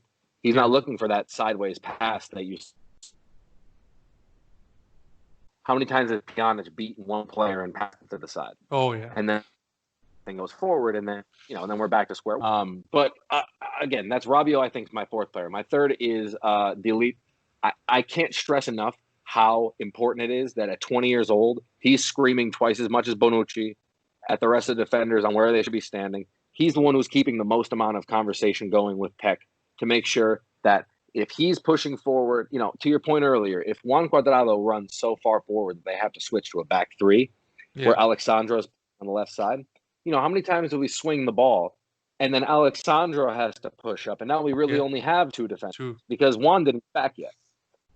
And it makes me feel better, for lack of a better phrase, because I see De Ligt on that back end screaming his head off, letting the defender in front or the defender to his right, whether that be Bonucci or whoever, or Bentancur who's right in front of him, screaming his head off, saying, "Listen, get back and support, because if they hit us on a counterattack, like, we're fast, but we're not that fast." Right. And I think that vocalization, that communication, it's a part of a game that you only get by hanging out with people like Chiellini and Barzagli and Buffon and etc. Yeah. And then to further that point, I mean, anytime that he's not in position, anytime that De Ligt is not in a good position, he either gets back to a good position or he makes a tackle that's just out of this world. Yeah. Like, I feel like every time that I see him chasing a player down, I'm like, he's going to body him. He's going to get such a good tackle on him right now. And like Atletico Madrid against Korea. Every time that GIF just goes in my head. But yeah, no, I agree. I think I don't know if again, I would love to give Chiellini and the veterans a lot of credit, but I think just it's been instilled in him. It's once in a generational. I mean, I know he's a young guy, but like, he's been pretty dynamic for us, and probably has really toed the line when, unfortunately, we haven't been able to use Chiellini because of his injury problems. Obviously, he's getting older. But no, I agree 100%. I think it's just something that's instilled in him. And, it's really nice to see a guy that's really embracing the club as well, that is not just some guy that was going to come in here and be like, okay, well, this is my vacation and, I'm on to Barcelona next. This is kind of just, a stepping stone for me. It really, I mean, obviously, knock on wood, I don't want to, jinx that or anything, but, it really seems like he's really liking the club and the city and the tifosi and everything like that. So I like to see that. And yeah, I agree. I think, he's definitely up there. I want to give a little bit Adrian his due, but yeah, definitely. Yeah, I mean, pretty much every game that De Ligt plays, you can have him in like the top three for the most part. And it's almost like why bother even right saying? Yeah, I know. His shoulder is injured right now too, and he's playing this well. It's like I have a really hard time coming to terms with the fact that I would rather like a one-armed De Ligt over like a two-armed Bonucci. But it's a fact right now. And like, if this is how he's playing injured, then I mean, there's only up to go from here. I mean, you look at that Ajax team from last year, like they were all, that was a team of assassins. Like they were, you talk about generational talent, like they had 4 on that team at least. And it's one of those things where like, my expectation when he landed in Turin was exactly that. It was like, yes, we're investing into a 19-year-old, but we're investing into a 19-year-old that like, players like Ronaldo, players like Chiellini have things to say about him that like are not just he plays well. Yeah. There are things that like to you and me, we might not see because we don't play professional football, but to them it's like, Chiellini probably watches him scream every single game. That's something that you notice as a central defender, as a captain, as a what have you. That that could be that's something that you can't teach, you might not be able to teach very well. So I think that getting him, I personally think he's right now, him, Dybala, and Bentancur going forward are going to be like our 3 most important players, bar none. Yeah. I don't think it's going to be even a contest. Yep. And I think we kind of touched on it on pretty much everybody. The only thing I want to kind of cover is obviously Sarri and what you thought of his game, more of a ranking out of 10. I mean, again, like I said, I think we've covered pretty much everybody here. Tech, I think That's safe. that save was unbelievable, and I'm not going to hang him up on something that could have been easily mistaken between. You see that happening a lot with other teams, and even more often. So I'm not going to hang them up on that. Like I said, I give guys their due, and I accept that guys are going to make mistakes here and there. So, like I said, I'm not going to hang him up on that. I think he did a phenomenal job in the game for what he had to do. But Sarri, like again, his changes. What do you think? I was kind of up with Sarri. I'm not surprised when he makes his changes. It's all kind of like what he's going to do. It's one for ones and that kind of stuff. So when he did put Rugani in, I was, and I think there's another question about that too. We'll get into a little bit more, but what did you think of the coach in general? Yeah, I thought, to your point, I think all of his subs were like for like. And I think over the last 3 coaches, we had a lot of different ways of subbing. I'm personally am much more of a fan of the way Sarri does it, rather than like Conte, who wouldn't sub until the 89th minute, and it would be like Giovinco. 0-0, that's it. We had 0-0, and let's sub in Giovinco for 2 minutes. Then you had Allegri, who I really thought I thought Allegri made his substitutions well. I think he made them at the wrong times. I think Allegri had one of the best substitution abilities, really, because the way that you watch how he subbed into for new formation. He watched the game and he said, that's why we beat. In my opinion, that's why we beat the teams that we beat in the Champions League all those years. That's why we went as far as we did against Bayern Munich. That's why we beat, that Barcelona team, and why we beat the Real Madrid team that we beat over 2 legs. The reason we beat those teams was because, Allegri watched the game and said, okay, we're playing, whatever right now. Let's switch to a 3-5-2 because they're doing X, Y, Z, or they're playing more on the wide side. So let's make it more narrow. He made tactical changes that actually changed the tactics. It wasn't something where, it wasn't FIFA where it's like, oh, I have a left back who's tired. Let me put in a new left back. Yeah. And sometimes Sarri feels that way. Yeah. But Sarri also has the luxury that the coaches before him didn't necessarily always have, which is, like for like substitution. Yeah. There were a lot of times in the past where, you were kind of hoping that Dybala could play a right wing, but then also playing him at center attacking mid, but then maybe a striker. Yeah. And then you had Mandzukic, who was a striker, but then sometimes a left midfielder. But they were versatile, and you were able to do that. Now Sarri has the opportunity to kind of just say, let's take out whoever and put in the exact same type of player, and he's able to do that, and he's exploiting that, and it's good. That said, I worry this year because of the fact that everybody does think that we have this absurd depth.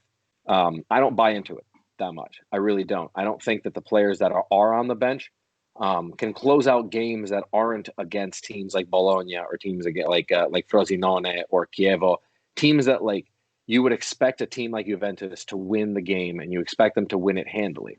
The players that are on our bench, we can play in those games, and I feel confident that they'll get the result. I don't feel confident subbing in Rugani to have a defensive like masterclass when he just let up 3 goals against Milan a week ago.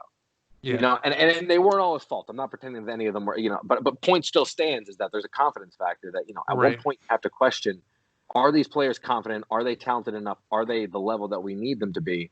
So that when we do sub them in, like a player like Bernardeschi, I think he's a great sub.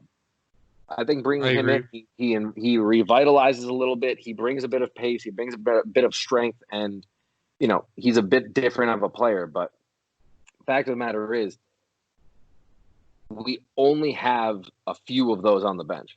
Then we have players like Danilo, who I don't think Danilo's up to par with our team. I would rather half Cancelo than I would full Danilo, and that's. But it's one of those things where when Danilo, I see that he's starting, I get worried because now I think that entire right side is a liability. Yeah. So I think that his subs made sense. I think that he did a good job of subbing. I just think that the problem is when you make the substitutions with a very obvious intent of just trying to defend your lead, those players play like they're defending a lead, not like they're trying to proactively win the game, you know? And I know that's kind of a weird way of saying that, but I guess, you know, you don't put in Rugani so that you might score another goal. You put in Rugani so that you defend every header that comes in and every cross, you know?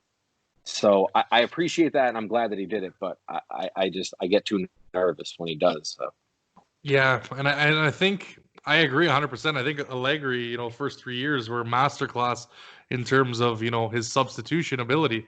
I think what happened with him is, you know, he started getting a little too excited about what he could do with formations, and he thought he could like somehow like reinvent like guys' career. And I mean, it works in certain cases, but when he really got it wrong, it got like it was really bad. Yep. With Sarri at the beginning, he, you know, this 4-3-3 has kind of been, you know, magical because we have the wingers that we need, being Bernardeschi, who should be always at a right wing. I heard someone saying that no, we should bring him back into the midfield. I think that's completely wrong. I think he's a right winger and he should always stay a right winger. That's case closed for me. Yeah. And it's worked because the false nines worked. So it's kind of, we have now the guys on the bench. We have central mids. We have wingers that we can switch. Obviously, Ronaldo's going to stay in the left wing, so you don't have to worry about that ever. And so pretty much I think that's why Sarri's getting into this like for like, is because, you know, we can do it. We have the players. There's not the injury concerns that, again, with Allegri we had a lot of times where guys are suspended. So because you got to remember, there was a lot of guys getting injured when Allegri was the coach. You know, we had these horrible records of, you know, J Hospital. So, yeah. But so let's get into obviously now some comments. Obviously, Paratici at the beginning said sacking Sarri. Internally, we're laughing with these rumors. I still don't see it. I'd be shocked if we got rid of him just because we signed that 3-year contract. Then again, Sarri talks about, you know, Paulo Dybala. He had obviously back pain in training the day before, and that's why he wasn't going to start, which thankfully there was an actual reason that he gave at the end. It didn't keep it quiet like Allegri probably would have. But yeah, no, obviously Gonzalo had the same problem today during the warm-up, and obviously Dybala was feeling better, so they had to risk him essentially. Obviously, then he talked about Ronaldo, obviously an extraordinary player. His ability to recover from one match to another is superhuman. And I'm not talking about the physical, but the mental. He is a champion in his feet and in his head. I think again, yeah, it's quite crazy that he's actually playing these like. And I don't know if this is maybe an ego thing because of the goals and the record, but yeah, I'm surprised he's even playing in these smaller games because you think, you know, of preservation and wanting to keep someone, you know, fresh as possible and not having to risk playing, you know, a Lecce or a, you know, Sassuolo or whoever, right? So incredible.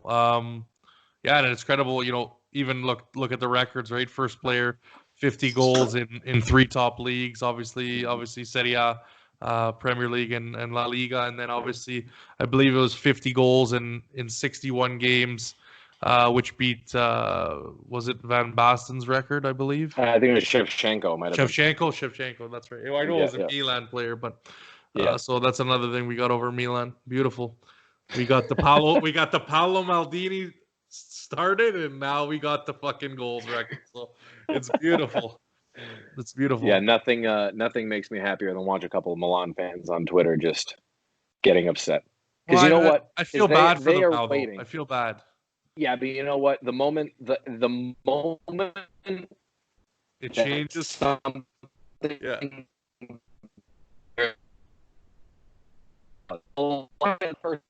Cry. So I love them. You know, I got a lot of Milan fans that they got a very close part of my heart, but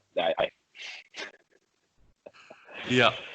And obviously Cristiano talks about it himself. Obviously says, yes, I want to try and beat Higuain's record of 36 goals in Serie A. I mean, we'll see what happens. Breaking records is always important, very important. But today we've done a good job for the whole team. The important thing is to win, and I'm trying to help the team win. Obviously, kind of generic answer. Del Piero made a comment, obviously, on Sky. He said, Cristiano Ronaldo, I see him very focused on his role at Juventus. He scores, makes himself ready, which is a constant. presence. And yeah, no, I definitely think, hopefully it's not an ego thing. I think as long as he's seeing, the big picture and, us getting the wins, which we needed to this game, because it was crucial. And yeah, I think next game against Udinese coming up, one hand on the trophy. I hope we don't take this game lightly. I hope we go into it, wanting to smash these guys 3-4-0. Because if we get complacent, anything can happen. You don't want to tempt fate, right? I like to be in the realm Destiny. of they're gonna. Oh, can you hear me? Yep. Go ahead, man. Okay, yeah. No, I was just gonna say I personally like to believe that he's playing these games because he himself feels good and he feels like he's strong enough to play those games.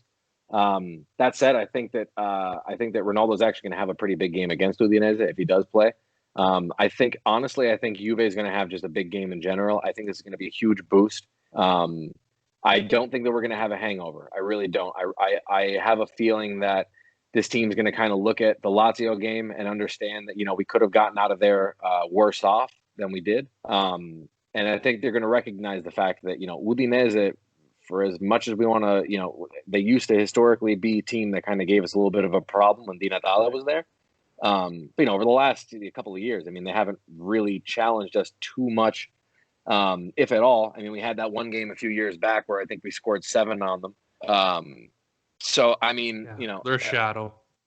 It's one of those where I think we're going to play well, and I think if we play to our actual ability, we obliterate them. And I think if we play to half of our ability, we even beat them. So, my hope is that we don't take it too lightly, and that we definitely treat it as if it is the 4th last game of the season, right? Right. And not like it's just a regular game away to Udinese. So, right. And that everything's wrapped. I would have to conclude as well. Let's get to the couple questions that we got. Obviously, James Martino says, what do you think of the starting 3 in the midfield? I think we pointed this out before. Probably our best midfield. Pjanic is pretty much done. I don't think he's had a great year. I don't know what more to say. Yeah. He's off. Obviously... What was the next question? So Ronaldo had the 2 goals, but Dybala was the man of the match for obviously James again, who was on a couple of podcasts ago. If Pipita didn't pull up, would we have blown the game with Sarri's preferred lineup? Yeah, I think that's a big question. I think that's a big question that you have to really consider. And again, we talked about a lot. So yeah, James, I think for sure it's something you would have to consider. It'd be a completely different game, in my opinion. Rafa asked MVP of the game. I think for me, Dybala just pips Ronaldo. Again, I think you said the same thing, Frankie. Yeah. What do you think about the subs Sadi made? Again, like for like. It's kind of modeling kind of what we were talking about what these guys were bringing up. Obviously, starting lineup for the next game. I think, again, status quo. If you want to bring Bernardeschi back in, you bring him back in. You keep the midfield the same to kind of get some, again, if we can end it off against Udinese, you put your best lineup. I don't care who. And obviously, Bonucci's going to be out. So you see who's the best defender that we have to put in. If we have to put in Demiral and he's fit, you put Demiral in the center back role there. If Chiellini's fit and he's good to go, you put Chiellini, right? Whoever's the most fit at the time. And I think, pretty self-explanatory, and we won't get in any problems with that. Obviously, again, Felix, thanks for the question. Kind of similar, obviously, with the starting 3. Obviously, what do you think of the combination? And do you think it's our best? Yes, again, we kind of answered that. I think it is our best for what we have now. Who do you think, not to interrupt, but who do you think gets dropped when Arthur joins? No, I think I got to agree with you. If Ramsey continues on like this, I think he's going to probably go, and we'll probably make some money off of him. A smart team not necessarily cuts, will probably make money because he was a free transfer. But, so to speak, when you got to cut your loss. If it's not working, it's not working. Right. That's just my philosophy. And, If you got to bring someone else in, do it smartly, and that's what a business should be doing, and that's what a team should be doing in general.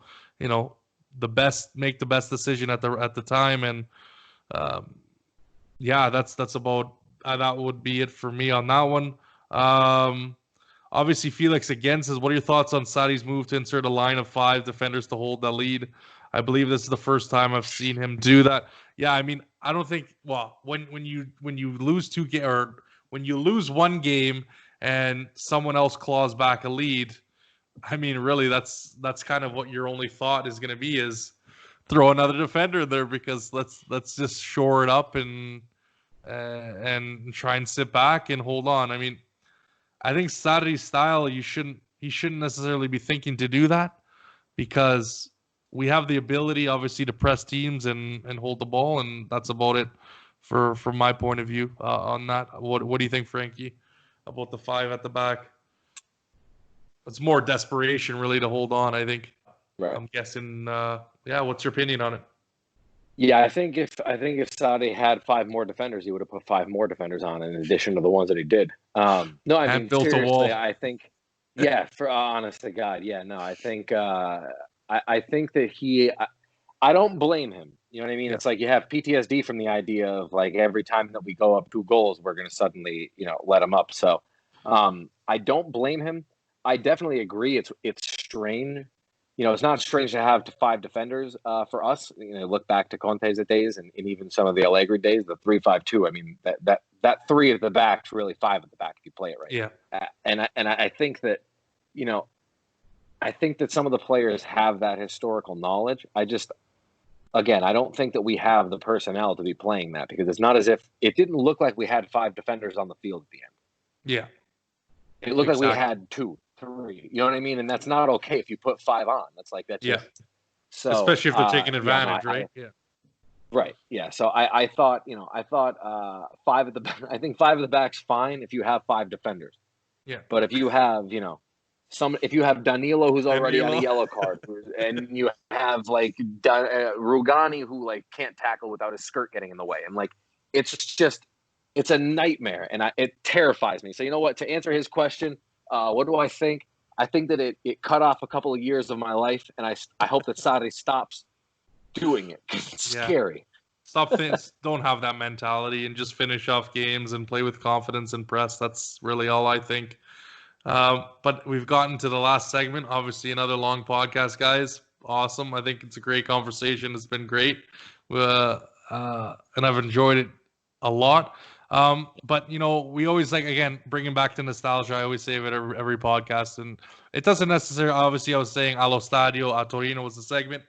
It's not necessarily something that needs to be, going to Torino. It could be a special setup that you had where you had certain people there, or you've seen a game obviously in North America or in Asia or in Africa or wherever. But I like hearing different stories about Juve, and I like hearing, what people, have obviously been able to experience, meeting different players, meeting coaches, wherever. There's been some funny stories, some sad stories, some stories people regret. But let's hear it from you, Frankie. The floor is yours. Yeah, so I'll give you 2. So the first one. The first one is, so again, you being Italian, 2006 is far and beyond the best and worst year of Italian football in my lifetime, right? So the first one has to be the fact that I have my entire family in my basement. My entire family watches soccer, but some fans of Juve, some fans of Inter, some fans of Milano. It depends. Right. So we're all in my basement and we're watching the game against Germany. And first is the Pirlo pass to Grosso, who 2 future current Juventinos, whatever you want to call them, right? Yeah. The most beautiful thing. Okay, that one's beautiful. And then 2 minutes later, we have Cannavaro passing to Gilardino, passing Del Piero in one of arguably the best finishes I've ever. I can't do that in FIFA if you gave me 1,000 tries and no defenders. And to this day, I say that if he touches that ball just a little bit wrong, it's miss. It's being blocked. It's not going in. It's going whatever. That far and beyond was the first one that Del Piero's always been my favorite player. He's been my favorite player since I was a kid, whatever. That was the first time that it felt like he actually really did what he wanted to do with the national team. Right. Because, he had years like 2002, you had years like 2000, even 98, where, we played well. We got where we wanted to in the tournament, not nearly as far as we should have, 2002 being specific, but and Del Piero I always felt like he was missing that part of his game where, he had the Champions League, he had the Scudetto, he had the Coppa Italia, he had these trophies, Right. but he didn't have that national team. So yeah, that one was one where you look around the room and you have 75, 80-year-old Italian men jumping up and down, and you're like no, basta, you're gonna hurt yourself. I don't want to watch the World Cup final in the hospital. You know what I mean? That's the last thing we need. Before you go on about that though, Blake, essentially those goals I think have invented the finesse shot in FIFA, because I don't think I've ever seen sweeter curls in my life. It was perfection. The Grosso one, how he curled it perfectly around the keeper, and obviously the kind of crowd that was in front of the net, and then Del Piero just perfectly into the top bins, man. I was at my cousin's birthday, which was at a swimming pool on this shitty ass LCD screen, and I've never seen kids, even if you want to say the white kids or everybody else, they were losing their mind as well. It was unbelievable. And yeah, like you said, unforgettable, and especially when your idol can make such a huge contribution. Because, like you said, there was a big miss. He did miss a penalty in, I can't remember what year it was for Italy. Was it 2000? 2000. I think so. Yeah. So that was kind of him rising up to the occasion and making everything right. So unbelievable. Yeah. But anyways, get on to your second story. That's awesome, man. Yeah, and then to finish the World Cup off, you have the next game where, unfortunately we have an Interista who scores a goal, but you have Del Piero and Grosso, whoever else scoring the penalty kicks at the end. So, but yeah, so that we'll say that one's one, and then the most recent, I guess, Juve memory that I found. This is just a funny story we were talking about before we started. So Juve played Bayern Munich 2 Julys ago. So July 2018. They played them in Philadelphia. They played as part of the Guinness International Champions Cup that they do every year. Right. And Juve hadn't come in. I think they came 2 years prior, but then before they came very hit or miss to my area. So whether it was they came to New Jersey, New York, Pennsylvania, whatever. So I went to go see the game, and I wanted to get there early because I knew that if I got there early enough, chances are I could watch warm-ups, and the stadium is big enough that they weren't going to fill it out. So you'd be able to get close enough to see if you can get a player's autograph. So, and the last time I was at a game was the Roma-Inter game in Philadelphia. And that game, I happened to I got close enough that me and Vidic had a conversation. I waved him down from a distance. I just saw him and I was like, "Oh!" And he's like, "Hey!" And I'm like, "Come here for a second." And he just started walking over and started kind of bullshitting with me and my buddies. So, but so I was like, I'll replicate this. So I go to the stadium at least 2 hours early. I have my ticket. My buddy's with me. We're standing in line, and it felt like a hurricane hit, like monsoon, to the point where it started raining. And I looked at my buddy and I said, we should might as well just go home because they're going to cancel the game. We stood in line in the ticket queue for an hour and a half, an hour and 45 minutes in the pouring rain, thunder, everything. Right? Didn't cancel the game. We finally get in. We're sitting there. It rains for the first 15 minutes or so. Finally stops. By the time I get home, I had to dry my Del Piero jersey 2 times because the first time I put it through, it came out still damp. I'm like, you would think you'd think I just jumped from the bath. But yeah, no, that was the game. I'm pretty sure Favilli scored 2 goals. And I'm the king of I watched the summer soccer and I think immediately we're the best team in the world. Did you see how we played? Yeah. So so that year I was like, oh, this Favilli guy is going to be banging them in 35 goals this season. Wait till you see him. And then I haven't heard of him since. So goodbye. Yeah, exactly. Well, no, it's Plus Valenza, man. It's Plus Valenza FC. They just need to change the name. And Either that or just call it J Corp and we're good to go. But no, that's awesome, man. Yeah. Why do you guys usually get like wild weather, or is it just like was just coincidence that happened? Like, is Philadelphia like usually the place where you're gonna get these massive storms, or I don't know. Like Not really. in Calgary, we got shit weather, so it's like we can get snow, we can get sun, we can get rain, we get everything in a day. In June, July, August, it doesn't matter if you can name a day, we could get snow. So that's just how it is. We're weird. Like our temperature is either like it's either super humid or it's raining. You know, like there's very rarely a middle ground. So it's like when you're outside and it's not raining, you're like, it's going to rain soon because like I'm sweating just standing here. So that's how it was we were standing there and we're like, this is gross. It's going to rain, isn't it? And then it started raining and then it was over. So, but you do realize that there was no way that Agnelli was going to not allow that game to go through, right? Like, yeah, right. The money is and like, if he did, we weren't getting our money back. Exactly. They're like, sorry, the check's already been cashed. This game ain't being canceled. Can I get a refund? No. That account it's closed already. Sorry. Yeah, sorry, offshore account. We can't figure it out to give out a refund after about we'll give it to you in about 6 months time. It's too funny. But fuck, honestly, man, it's been a hell of a podcast. Thank you for coming on, man. You kill me sometimes with your one-liners. It's hilarious. But Appreciate it. Thank you for coming on again. We'll have you back in the future, definitely. Because we're starting a new season within like a month and a half, I think it is now, or less. So definitely lots of time. And if you ever want to get on, you got a frustration, you got to let out. We'll do a special podcast and just shoot the shit and have a good time. I think it's fun to talk about Juve, and obviously if it's going well, then obviously it's great. But if it's not, then it's kind of your personal therapy for the evening. So no, thank you for coming on. I appreciate it. Obviously, guys, check him out at Frankie the Worst. That's a great it's a great handle. Obviously, for me at Juventinita DAL. Obviously, Twitter, Instagram, even Facebook now. And there's going to be some special kind of artwork coming out. Obviously, more of a nostalgic kind of feel. Not a lot of the new players, but definitely keep an eye on that on Twitter. And I got a guy who's extremely talented, and got to check him out, and that'll come out shortly. Obviously, again, YouTube, iTunes, Spotify. The more you guys can share it, the more you guys sub, like and stuff like that, that helps me out. That obviously allows me to get the word out there and, get different guests, new guests, like obviously yourself.